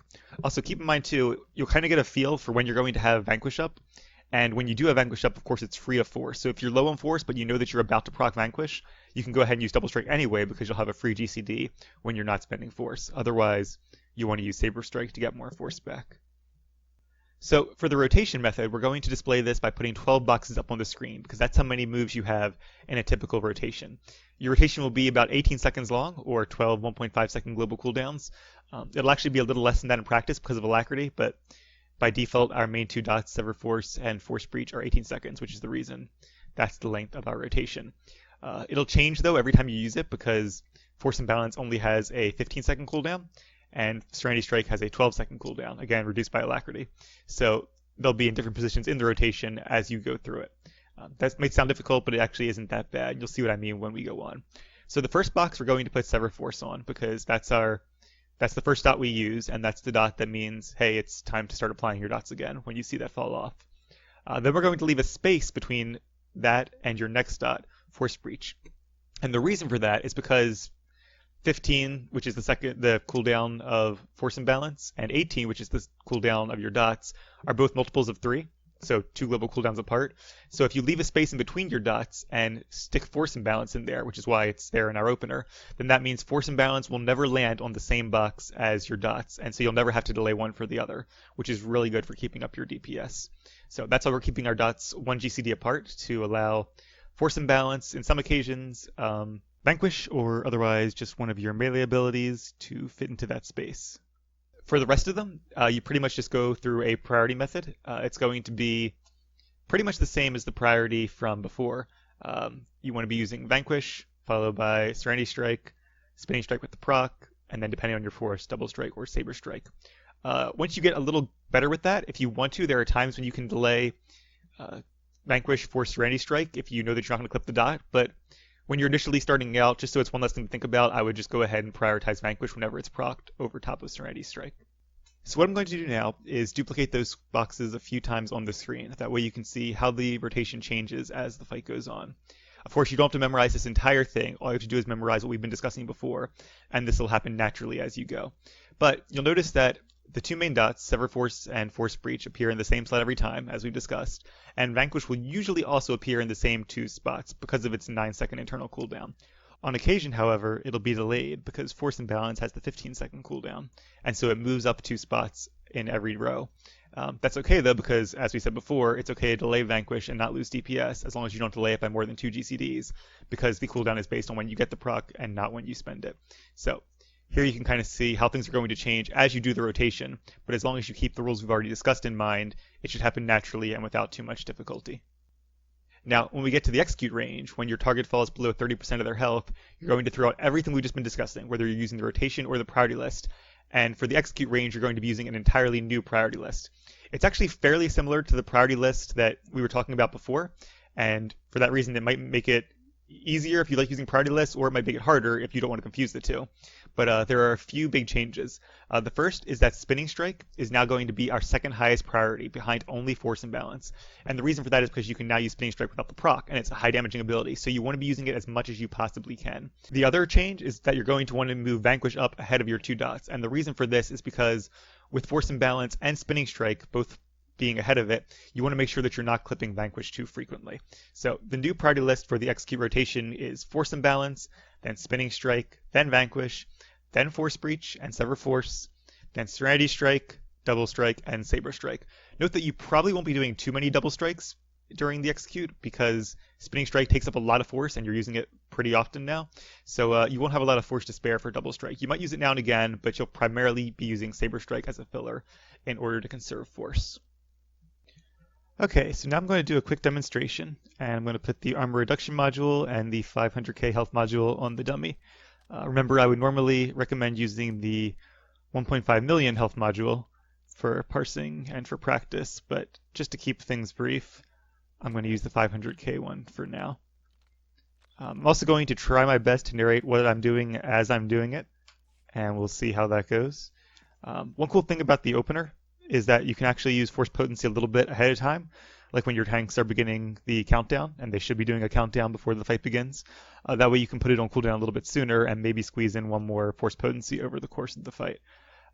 As for our other two offensive cooldowns, you should use your attack adrenal right after applying your first dot, and then use battle readiness after you apply force breach and begin using your melee attacks. Alright, and remember Shadow Stride is going to be... I'm going to go ahead and use it after I use Sever Force to close into the boss, but if you wanted to, you could just as easily run up there manually and rely on your dots to proc your first Spinning Strike proc. Alright, so here we go. 3, 2, 1, Sever Force, Force Imbalance, Force Breach, Double Strike, Vanquish, Serenity Strike, Spinning Strike. I'm going to use some Double Strikes now until we proc Vanquish again. There it is. And Force Imbalance is off cooldown. And we're reapplying our dots with the Serenity Strike in the middle. And again, we should be proccing Vanquish. There it is. Use our Spinning Strike proc, a couple Double Strikes. At this point, we're getting... Let's use another... Alright, ran out of force there a little bit, but that's okay. We'll just have to delay Serenity Strike by a little bit. Now at this point, the opening rotation is finished, and we're kind of sinking into the normal rotation. And one of the things I really like about this rotation is that when you get Vanquish off cooldown, you know it's time to refresh your dots. So it's a nice little reminder. And any second now we're going to hit below the 30% mark. There we go. We are now using our priority list for under 30. So I'm going to try to save force by using extra Saber Strikes. And put our dots back on. Force Imbalance. And we just have enough force for that Spinning Strike. And there we go. So that was pretty quick because it was just 500k HP, which goes pretty fast now at level 65, but hopefully that can give you an idea of what the rotation actually looks like in action. So now we're going to move on to the second rotation, and as I said before, this is the more difficult of the two, but also with slightly higher DPS. And in this case, you can't really think of this one as a priority list, you have to think of it as an actual rotation with little pockets of priority inside of it. The main difference between this one and the previous one is that you're going to flip around the order of your dots, so you'll be using Force Breach instead of Sever Force, which isn't a big deal. But more importantly, you'll have 3 GCDs in between them instead of just 1. And while this makes it a little bit more difficult, the benefit of this is that it allows an extra spot for Serenity Strike. And because Serenity Strike is on a 12-second cooldown, that sets things up nicely so that you'll never be balancing between Serenity Strike, Force Imbalance, and either of your dots. All of these will come off cooldown at a different time than one another. So you'll never have to delay any one of them for the others. And that'll, of course, improve your DPS. So we're going to go over the opener first. And the opener here, there's not really an easy way to remember it besides actually just memorizing it. So that's what you're going to have to do. But the first thing you want to do if you really want to maximize DPS is go into Stealth and pop Blackout right before the fight begins. And you definitely want to hit Blackout because otherwise the boss might see you. And then use Shadow Stride. That way you can get your first Spinning Strike proc going right away and have the internal cooldown already ticking when the fight begins. So I'm going to hit Blackout, Shadow Stride, and then move away from the boss as quickly as you can. And you want to get to just inside of 10 meters. Now, I did some testing, and it turns out that every boss has a slightly different aggro range. Most of them, you should be pretty safe standing between 8 and 10 meters and starting to use Vanquish. They will see you. So you actually want to stay in Stealth until you use Vanquish. Don't get out of Stealth like I just did. And usually the boss will not see you until you're done the cast. Just in case, though, make sure your tanks are familiar with what you're doing and are ready to pick up the boss if he does pull on you a little before they're finished their countdown. So when your tank does their countdown, at about 2 seconds, you want to start using Vanquish, and it'll pull you out of Stealth when you begin the channel, but the boss won't see you till around the end of it, which is hopefully when the tank will pull it anyway. Also remember too, if you do enough front load damage that you do happen to pull aggro, you can always use your Mass Mind Control as a detaunt to give it back to the tanks. After using Vanquish, your second ability you're going to use is Force Breach. And then you're going to pop both your Adrenal and Force Potency. Then you're going to use Force Imbalance. And I'll do this faster in a second. Then Double Strike. Then you're going to go up to Spinning Strike. And then apply your other dots, Sever Force, then Vanquish, then Serenity Strike. And like I said, there's not really an easy way to remember that. You just have to practice it enough that it becomes instinctive. You might be able to set up your user interface and your quick bars in such a way that it's easy to remember. You could even have all the abilities, a second copy of them on an extra toolbar somewhere, just in order of the opener until you get used to it. So I'm going to try to do it a little faster this time, and let's hope I don't screw it up.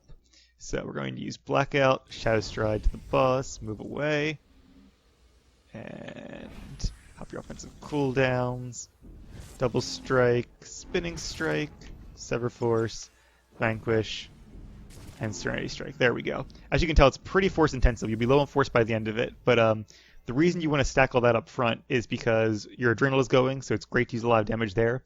You want to use Double Strike and then Spinning Strike because of your set bonus. It'll make your first Spinning Strike an auto crit. And because of all your dots ticking, you'll also have both of your relic procs going. And having that auto crit and all of those other high damaging abilities going with those in those 6-second windows of your relics proccing will be a huge DPS opening burst. And additionally, other classes, if you have a Sage, Commando, Scoundrel, or Sentinel with you, they'll be popping their class buffs right off the bat, where they should be. And that'll also further increase your opening salvo exponentially. As for the rotation itself, I'm going to put those 12 boxes up on the screen again, each one representing a global cooldown in a typical 18-second rotation. Then I'm pretty much going to go over this spot by spot because it's a fairly complicated rotation compared to the last one, so it's good to have a really firm understanding of the rotation framework. I'm going to start by putting Force Breach in the first spot and Sever Force in the fifth spot, your two 18-second dots, because these are the only two moves which will always be in the exact same spot in the rotation every single time. You'll never have to change these until you get to the execute phase. Then I'm going to put an F in all of the even-numbered boxes, 2, 4, 6, 8, 10, and 12. And what the F stands for is Force Attacks, and these are the spots where you'll be using Force Imbalance as a first priority, Vanquish as a second priority when the proc is up, and otherwise you'll be using a filler melee ability. And filler melee abilities for the purposes of this rotation only include Spinning Strike with the proc, Double Strike, and Saber Strike. Serenity Strike isn't part of that priority list because it actually has its own spots, which we'll discuss in a little bit. The cool thing about the opener we've been discussing is that it flows very nicely into the rotation itself, and you'll notice that it'll soon settle down such that Vanquish will almost always be in the 4th spot or the 10th spot in the rotation. The only time it'll get delayed is when Force Imbalance would also land during one of those spots. And in those cases, you can simply push Vanquish back 2 spots to the next spot with an F in it, either spot 6 or spot 12. And this is fine because, as we discussed before, Vanquish only has a 6-second dot, so it's fine to delay it up to 2 GCDs without clipping the dot. And also because of the way the internal cooldown works, this won't delay the next use of Vanquish in the next iteration of the rotation. So then we're going to put an S in spots 3, 7, and 11. And what the S stands for is Serenity Strike. These are the spots where we'll be using Serenity Strike when it's off cooldown, and another one of those filler abilities when it's on cooldown, Spinning Strike, Saber Strike, or Double Strike. The really cool thing about this rotation is that none of those high priority abilities will ever interfere with one another. They each have their own spots in the rotation. So between Force Breach, Sever Force, Force Imbalance, Serenity Strike, and Vanquish, the only one you'll ever have to delay for one of the others is Vanquish, which, as we discussed before, is okay to do without actually hurting your DPS, as long as it's not by more than 2 GCDs. Then the last box, box number 9, we're simply going to put an M in because this will always be one of your filler melee abilities. It'll never be any of those high priority moves. So next I'm going to put a line between boxes 3 and 4 and 9 and 10, and what those lines signify are the points at which you'll be getting your Vanquish proc, triggered by the melee abilities, which will always be in boxes 3 and 9. Even though Vanquish itself will sometimes be delayed in the rotation due to Force Imbalance, the point at which you get the proc will always be in those same 2 spots. And that's useful because you can use them as a trigger to know when it's almost time to reapply your 2 dots, Force Breach and Sever Force. You could also, of course, try just tracking your dots using the icon on the enemy's debuff bar, but because they're so tiny and there's no countdown on that, it can often be hard to estimate just how much time is left before it falls off and you have to reapply those dots. It's much better, in my opinion, to actually use the dots in the rotation and just to know automatically when it's time to reapply them again. The way you do that is by noticing that when you get your first Vanquish proc, you'll always use one move and then reapply Sever Force, and that happens without fail. Usually that one move will be Vanquish, but on occasion it'll be Force Imbalance, but no matter which move it is, you use that move and then you reapply Sever Force again. After that point, you have a little bit of a break time where you can worry more about Force Imbalance and Serenity Strike and your filler moves, and don't really have to do any thinking about your dots until you see that second Vanquish proc. When you see that second Vanquish proc in the rotation, you know you have 3 moves, one of which will always be Vanquish, before you have to apply Force Breach. Sometimes Vanquish will be the first move there, sometimes it'll be the second move, sometimes you have to delay it all the way to the third move.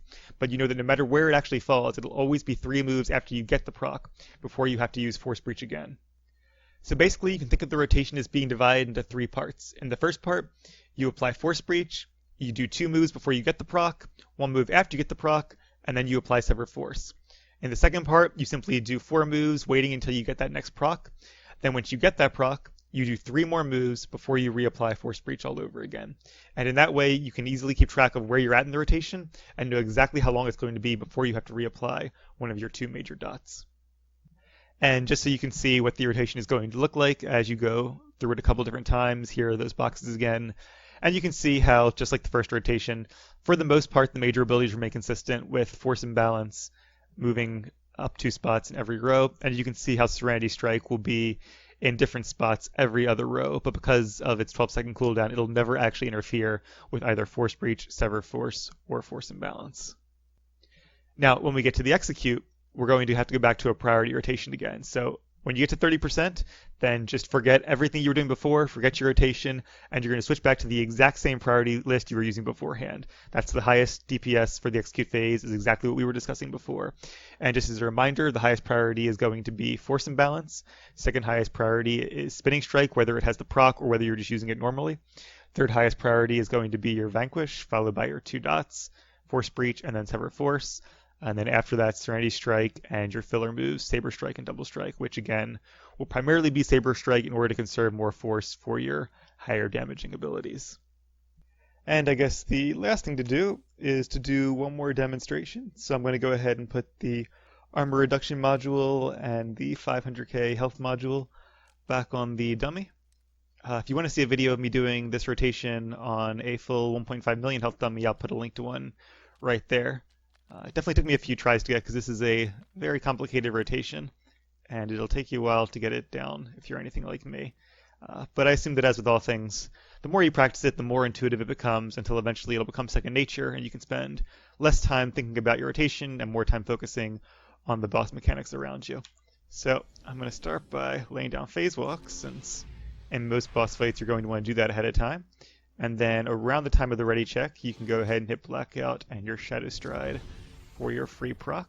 And then when the tank does the countdown, you can precast your Vanquish, then Force Breach, your offensive cooldowns, Force and Balance, Double Strike, Spinning Strike, Sever Force, Vanquish, Serenity Strike, and that's the opener. So, okay, there's our next proc. Another Force and Balance, and just as your Force Breach falls off, it comes up again, and there's Sever Force. This right here is kind of the easy part, because then you just do whatever until you get the proc again. Alright. And then anytime you get the proc, you know there's always 3 moves, and one of them will always be Vanquish before you have to reapply Sever Force. And there's 2 moves and Vanquish. I mean, not Sever Force, Force Breach, and then Sever Force.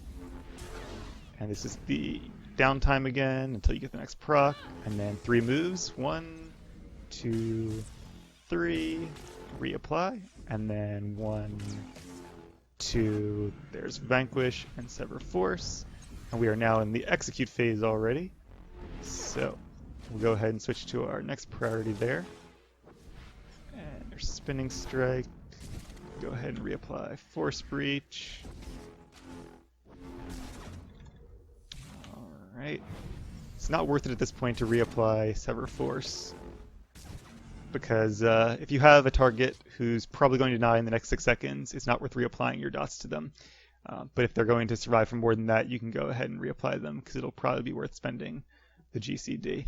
And yeah, that's basically all there is to the more complicated rotations. So if you're planning on doing real progression content and want to really maximize your DPS, then I'd suggest giving it a try and keep practicing it until you finally get it down. Then last but not least, we have PvP, and as I said, there really isn't a strict rotation for PvP, because even in situations where you might want to stay on the same target for 18 seconds or more, like arenas, it's just not going to happen because you're going to have to throw in GCDs for your stuns and knockbacks, and you're going to be stunned, and your opponent will be kiting you, and their teammates will be peeling for them. So it's just not going to happen. You can't really use a typical rotation like you can in PvE. I can give you some advice about my thought process I use in PvP though. And the first thing I usually do when I get into combat is to pick an initial priority target to put my Sever Force and Force Breach on. Ideal targets are ones that are going to be standing amongst their teammates for long periods of time, or that you predict will. As far as classes go, you want to generally avoid attacking other shadows and scoundrels and their mirror classes with your dots, because both those classes have purges which are on very low cooldowns. For shadows, it's resilience, and for scoundrels, it's dodge. And their cloak/vanish also has that component if they chose the right utility. So if you put your dots on a shadow or a scoundrel with the intention of dot spreading them, a smart shadow or scoundrel will simply purge them off as soon as you apply them, and then your dot spread will do absolutely nothing, and you have to reapply them all over again. Obviously, if you see that your target did just use their purge ability, then it's probably safe to go ahead and put your dots on them at that point, but that's not a super common occurrence with everything else going on in the battle. The sort of second tier of targets that I generally do use as dot spread foundation targets, but would recommend doing with caution, are sages and gunslingers and their mirrors. The reason for sages is because, one, they're really squishy, so a lot of times they'll die really quick if you have burst classes on your team, and obviously a class that's dying fast or dying soon is not good to have dots on them because, one, it's a DPS loss, and two, if they die, you obviously can't dot spread from them. And also note that if you somehow kill them with your whirling blow, it actually won't dot spread. That's just one of the rules of the game, that killing blows just never dot spread. The other reason I don't like chasing down Sorks and Sages is because they have Bubble Stun, which can be really annoying to melee, and they also have Barrier, which is technically a purge, even though it's on such a long cooldown. For Gunslingers, the reason they're not necessarily ideal targets is because they have so many knockbacks and snares. So you might put both your dots in them, then you get knocked back, and you get rooted, and you get slowed, and you get back to them finally, and you're about to dot spread, and they just roll out of your range, and they put down diversion, so you can't even hit them with your rolling blow. It can be really frustrating if you're playing against a good Gunslinger or Sniper and trying to dot spread off of them. Any of the other 4 classes, whether it's the troopers or the knights, all make ideal dot spread targets. So if you see one of them standing with some of the other enemies or about to be, then go ahead and put your dots on them. Then either Shadow Stride to them or Force Speed to them, or just run to them regularly, and use Whirling Blow in such a way that you're going to hit as many enemy targets as you possibly can. Even though Whirling Blow has a smaller range than Force and Balance, which used to be the source of our dot spreading, the benefit of Whirling Blow is that it's spammable. So as long as you have Force, you can use it multiple times.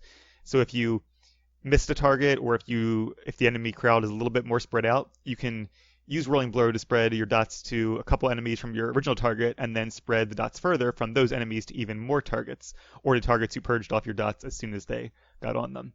After you do that, I would use Force and Balance on the group before they get too spread out, because obviously that does a nice initial hit of AoE damage, and it also puts the Force suppression buff on any of them.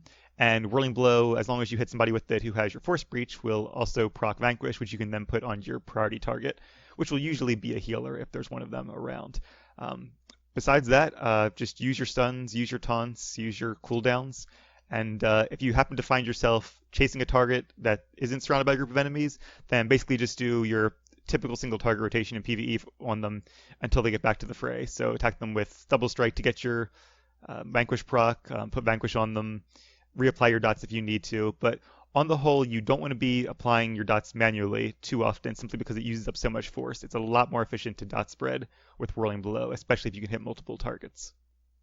The one time you may want to apply your dots manually, besides when you're putting them on your initial target in preparation for a dot spread, is when you see a ranged opponent who's standing away from the clump, such as a Commando or Merc DPS or a Gunslinger or a healer. A lot of times they'll be standing away from the group so that they don't get hit by dot spreads and other AoEs. And in that case, you can either throw the dots in them and then just ignore them and try to attack the main crowd, or if they're a healer, you can put the dots in them and then chase after them and hope you can kind of chase them back into the crowd.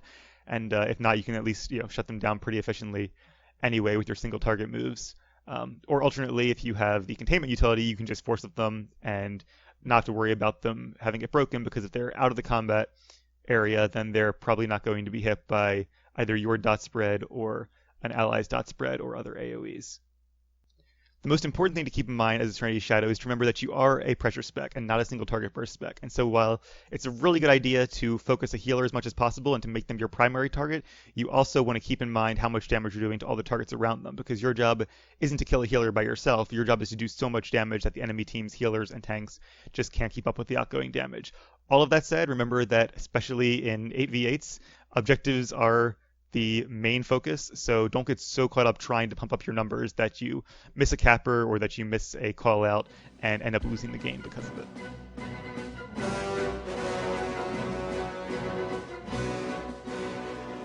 And that brings us to the final section of our guide, gearing. Before we go into our actual gear, however, there are a few things I want to go over that will increase your stats besides your actual gear. So first you want to go under Legacy, and then to the Datacrons menu, and you'll see here that BioWare has added this nice way to keep track of all the Datacrons you have and all the ones you have yet to get. Of the Datacrons that give you stats, there are 3 different types: ones that give you Mastery, ones that give you Presence, and ones that give you Endurance. As a DPS, you really want to get the Mastery ones, so make those your first priority, because missing out on all of your Master Datacrons is almost as much Mastery as a single piece of gear. Endurance isn't quite as useful to a DPS as it is to a tank, but it's still pretty useful, so if you plan on doing Operations or Warzones, I would also make it a point to get those Datacrons as well. As for the Presence ones, that only increases the power of your companions, so if you're somebody who likes to do dailies or Star Fortresses or Heroics, then you might want to look into getting those too. But if you're more interested in Operations and Warzones, then you can probably take a pass on those.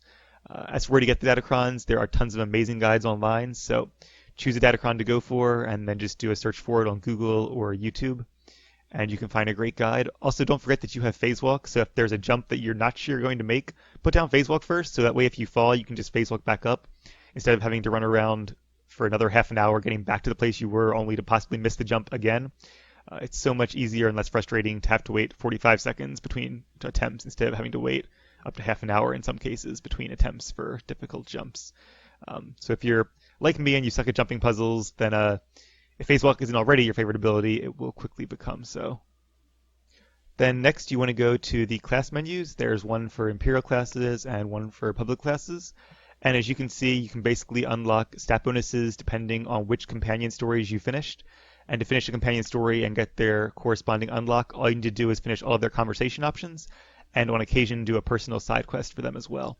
So you can see here that Kaizen will grant you a bonus to accuracy, Theron will grant you a bonus to healing received, Orisa will grant you a bonus to maximum health, Nadia will grant you a bonus to critical damage, and Zenith will grant you a bonus to critical hit chance. These are all 1% bonuses, but considering that it's free stats that are pretty easy to get compared to other methods, just go ahead and knock them out. You can probably do it in an afternoon, and it will definitely be worthwhile if you're doing endgame content. All these bonuses are legacy-wide, so if you've maxed out a companion on one character, you don't have to do the same companion on your other characters. They all get the bonus just from having done it in your legacy. If you do continue to finish maxing out companion storylines on other characters, you just get plus 10 presents from each of them, which is nice as a way of compensation, but it's not as critical. As long as you've done each type of companion on at least one character in your legacy, then you're pretty much good to go. Next up, we're going to go over our set bonus, and as a DPS Shadow, you always want to be going with the Stalker's set bonus. Whether you're playing Infiltration or Serenity, it's the same set bonus for each. Set bonuses come on high-end PvE and PvP gear, and they are attached to the armoring of the item. So even if you take the armoring out of a piece of set bonus gear and put that armoring into another piece of moddable gear, the set bonus will transfer with it. So you don't have to worry about losing your set bonus just because you're moving the armoring from one piece of gear to another. There are 7 pieces that can contribute to your set bonus: your headpiece, your chest piece, your gloves, your belt, your bracers, your pants, and your boots. For every 2 pieces of set bonus gear you have equipped, you get a new tier of the bonus, and up to 6 pieces. So you kind of have one freebie in there since there are 7 possible pieces of set bonus gear, and you only need 6 to get the full bonus. So I'm going to go through and read you what each of the bonuses are. At 2 pieces, Ball Lightning and Leeching Strike, or Psychokinetic Blast and Serenity Strike, increase damage dealt by 2% for 15 seconds. Cannot occur more than once every 30 seconds. So in our case, that basically just means Serenity Strike, and that will increase your DPS by 2% for 15 seconds on a 30-second internal cooldown. That normalizes to about an overall 1% DPS increase, which is nothing to laugh at, and is a reason that Serenity Strike is an important part of our rotation. At 4 pieces, we get a bonus that reduces the cooldown of Recklessness or Force Potency by 15 seconds. So the same move, just Recklessness is the Imperial equivalent. So that'll reduce the cooldown of Force Potency from about 130 down to 115, which of course can be reduced further with Alacrity, which is why mine says 1 minute and 8.9 seconds. And then once you have 6 pieces, after activating Voltaic Slash and Thrash, or Clairvoyant Strike and Double Strike, your next Assassinate and Maul or Spinning Strike and Shadow Strike will critically hit. This effect can only occur once every minute. So for Serenity Shadows, the important part of that is up to once every minute, your Double Strike will make your next Spinning Strike a critical hit. And that's the reason that in the more advanced opener, we use Double Strike and then Spinning Strike so early on. The Double Strike is to get that set bonus proc and then have the auto crit on the early Spinning Strike. Your set bonus is a nice little boost to your DPS, so you definitely want to make getting one a priority. And in fact, if you have an old set of set bonus gear from before 4.0, you probably want to hold on to that and keep using those arm rings until you have a new set of set bonus gear from the new 4.0 operations or the PvP vendors. Now, before we go over our stat priorities, I want to take a quick minute to go through the stats themselves and where they come from, just in case you're new to the game and wondering what the heck all these stats actually mean. So Mastery is basically one of our most important DPS stats. It directly increases the amount of damage our abilities do, as well as increasing the chance for them to critically hit. Endurance increases the amount of health we have, and Power also increases the amount of damage all of our moves do, but at a slightly better rate than Mastery does. Critical will increase both the chance of our moves to critically hit, as well as the amount of damage they do when they do critically hit, whereas Alacrity will increase the speed of basically everything we do by reducing the cooldown on our abilities as well as the length of the global cooldown. And Accuracy simply gives you a better chance of landing hits against your targets. Defense, Absorb, and Shield are all tanking stats, and as a DPS you don't really have to worry about them at all. You should not have any Defense, Absorb, or Shield points. Expertise is a PvP stat, which we'll talk about a little bit in the PvP section. And Presence is simply a stat that increases the amount of damage, healing, and the amount of health your companions have. So where do these stats come from? Well, besides the Datacrons and companion bonuses we've already mentioned, they come from 14 pieces of gear, as you can see arrayed right here.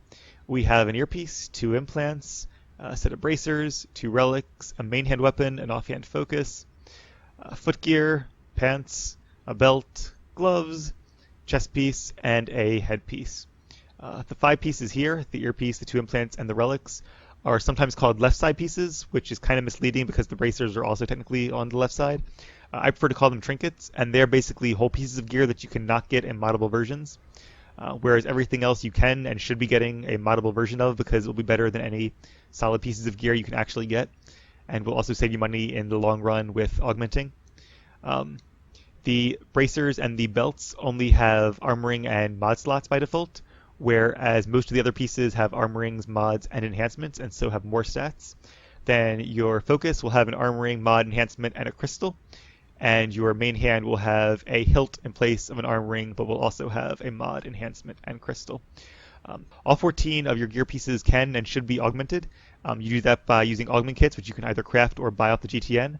Then you go to an augment table and apply them for, I think it's about 40,000 credits a piece. So it can be a little pricey, but it's definitely worth it because then you can put an extra insert into them called an augment. You can see one right there, which gives you about 48 endurance and up to 73 points of another DPS stat. So as you can obviously imagine, having a full set of 14 augments can be a huge increase to your DPS, and you definitely want to get on that as soon as you can afford it. Alright, so now it's time to go over our PvE gear, and in 4.0 there are 3 main tiers of PvE gear. 216 gear is called Defiant and drops from story mode operations. 220 gear is called Exarch gear and drops from hard mode operations. And 224 gear is called Ultimate Exarch gear and drops from nightmare mode operations as well as the priority hard mode op every week.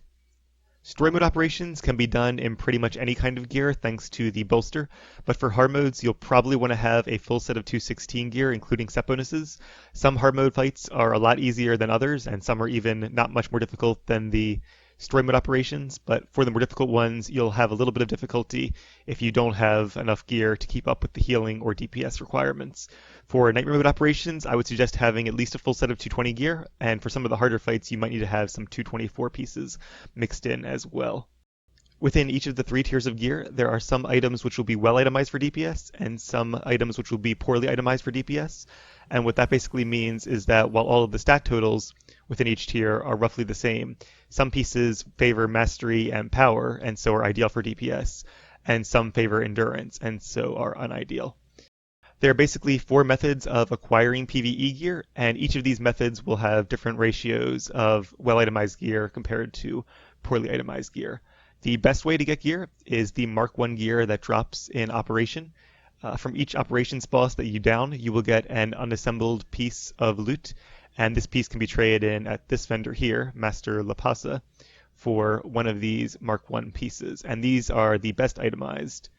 In the cases of pieces that have armoring mods and enhancement, they will have a good armoring, a good mod, and a good enhancement, and the pieces that are set bonus pieces will actually have the set bonus attached as well, making them the ideal pieces to get. Also from Operations, you will receive drops of Mark II pieces, like this one here, and while the armoring and enhancement are well itemized, the mod is poorly itemized, and you can see there that it has very low power but a lot of endurance. And the armoring is a good armoring, but it has no set bonus, so it's unideal for that reason. So the main benefit of getting these Mark II pieces is to have extra enhancements to play around with. An easy way to tell if a mod or enhancement is well itemized or poorly itemized is simply to look at what the highest stats are. If a mod has less power than it has endurance, then it's not a good mod. If it has more power than endurance, such as the piece you can see in my Scion investments there, then you know it's a good mod. The same thing goes with the enhancements. If it has more power than endurance, it's a good enhancement. If it has more endurance than power, it's a bad enhancement. The third way to get PvE gear is via crafting, using the materials from Operations and from Conquests. However, I would not recommend this because one, some of the materials can be rather expensive, and two, the gear pieces you craft this way are not well itemized at all. So it's much better to get the gear from Operations than it is to get the gear while crafting. Additionally, the set pieces you make from crafting, the chest piece, head piece, etc., are not moddable, which means that if you augment them, you're going to have to re-augment a whole new piece when you get to the next tier of gear.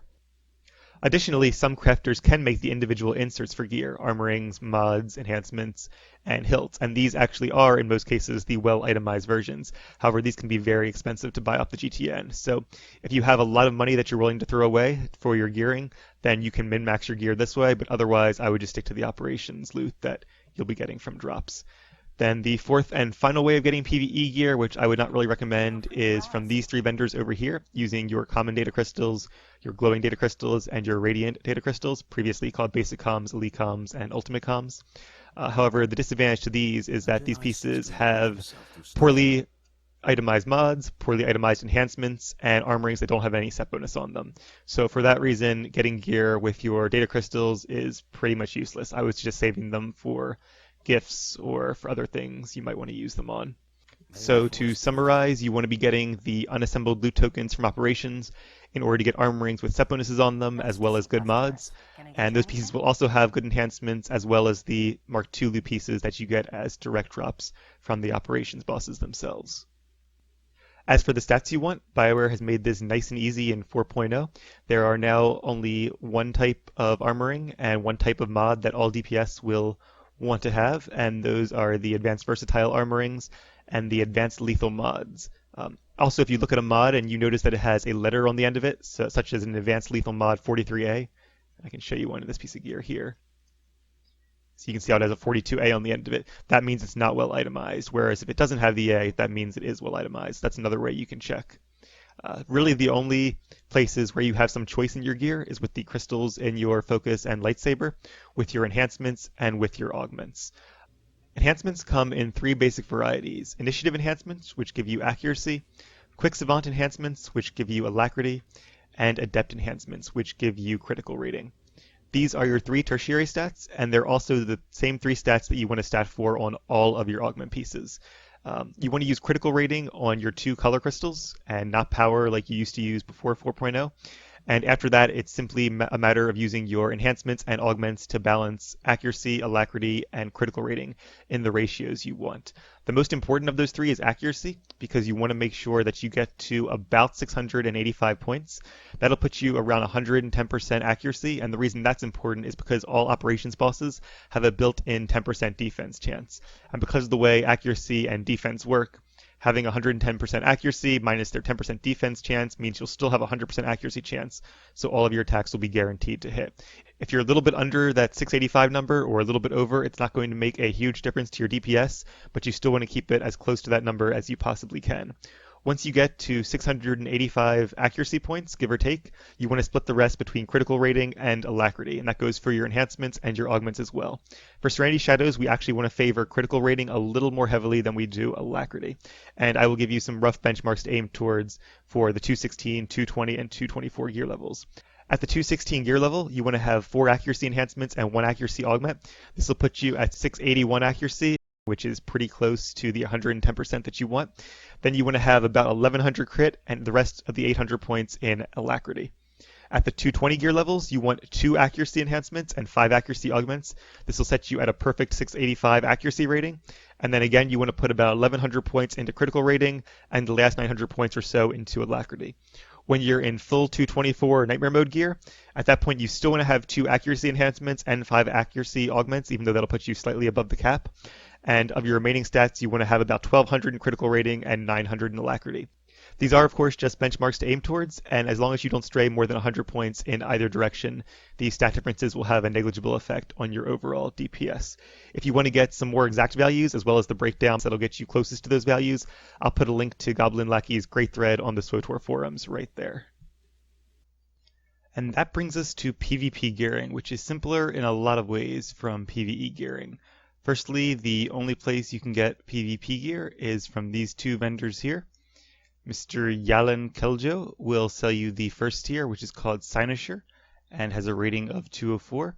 And then once you have those pieces, you can trade them in along with more Warzone comms to Master Iodana, who will sell you Exemplar gear, which is rank number 208. PvP gear is differentiated from PvE gear by a new stat called Expertise, and every single piece of PvP gear will have Expertise on it. This is the most important stat for PvP because it'll increase your damage reduction, as well as the healing you do. A full set of PvP gear will have 2018 Expertise, and that includes the Expertise crystals in your main hand and offhand. If you go into a Warzone with a lot less than 2018 Expertise, you'll quickly notice that you have a lot less survivability and die very quickly. The good news, though, is that buying PvP gear is very cheap, so once you do a few Warzones, you should be able to afford a couple of pieces.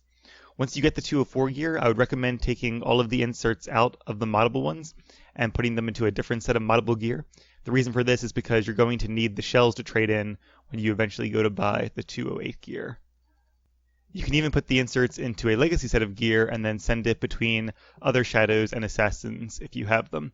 You can even use it for other DPS classes as well, although the set bonus will be meaningless to them. As far as stats go for PvP, that's actually incredibly simple because all PvP gear comes with good armorings with set bonuses as well as good mods and enhancements. The only real choice is between which enhancement you're using and which augments you're using. For augments, the answer is really simple. You want to have full power augments. I did the math for Serenity and comparing alacrity augments versus critical augments versus a mixture. Power always comes out ahead if you're going for DPS or if you're going for burst. So there's really no reason not to use a full set of power augments. As for enhancements, if you're going for maximum DPS, the best breakdown is 4 alacrity enhancements and 6 critical enhancements. And when I say enhancements, I'm also including the implants and the earpiece because they also have tertiary stats on them. If you want to lean a little more heavily towards crit to help your burst, that's also a viable option. And really at that point, changing it one way or the other won't make a huge difference to your DPS as long as you don't go too far in either direction.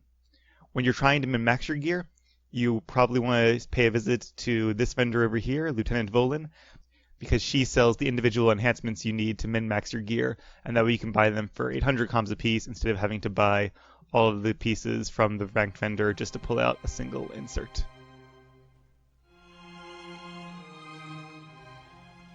And that brings us to the end of our guide. I'd like to give a special shout out to a few individuals. Kreia for all of the awesome work he does with his PvP guides and his number crunching. To Elanus, whose Hatred Assassin guide was an immense help when I was trying to figure out the more advanced rotation. And to Goblin Lackey, aka Bant, who has posted the ideal stats for all 24 disciplines on the official forums. And of course, my biggest thanks goes out to all of you guys who watch my videos. I really appreciate it, and I hope that you've at least learned something from watching this guide. If you want to watch more videos of me playing Serenity in both PvE and PvP, then I'll put a bunch of links to them up on the screen, and be sure to subscribe for plenty more awesome SWTOR videos yet to come. Thank you guys very much, and may the Force be with you.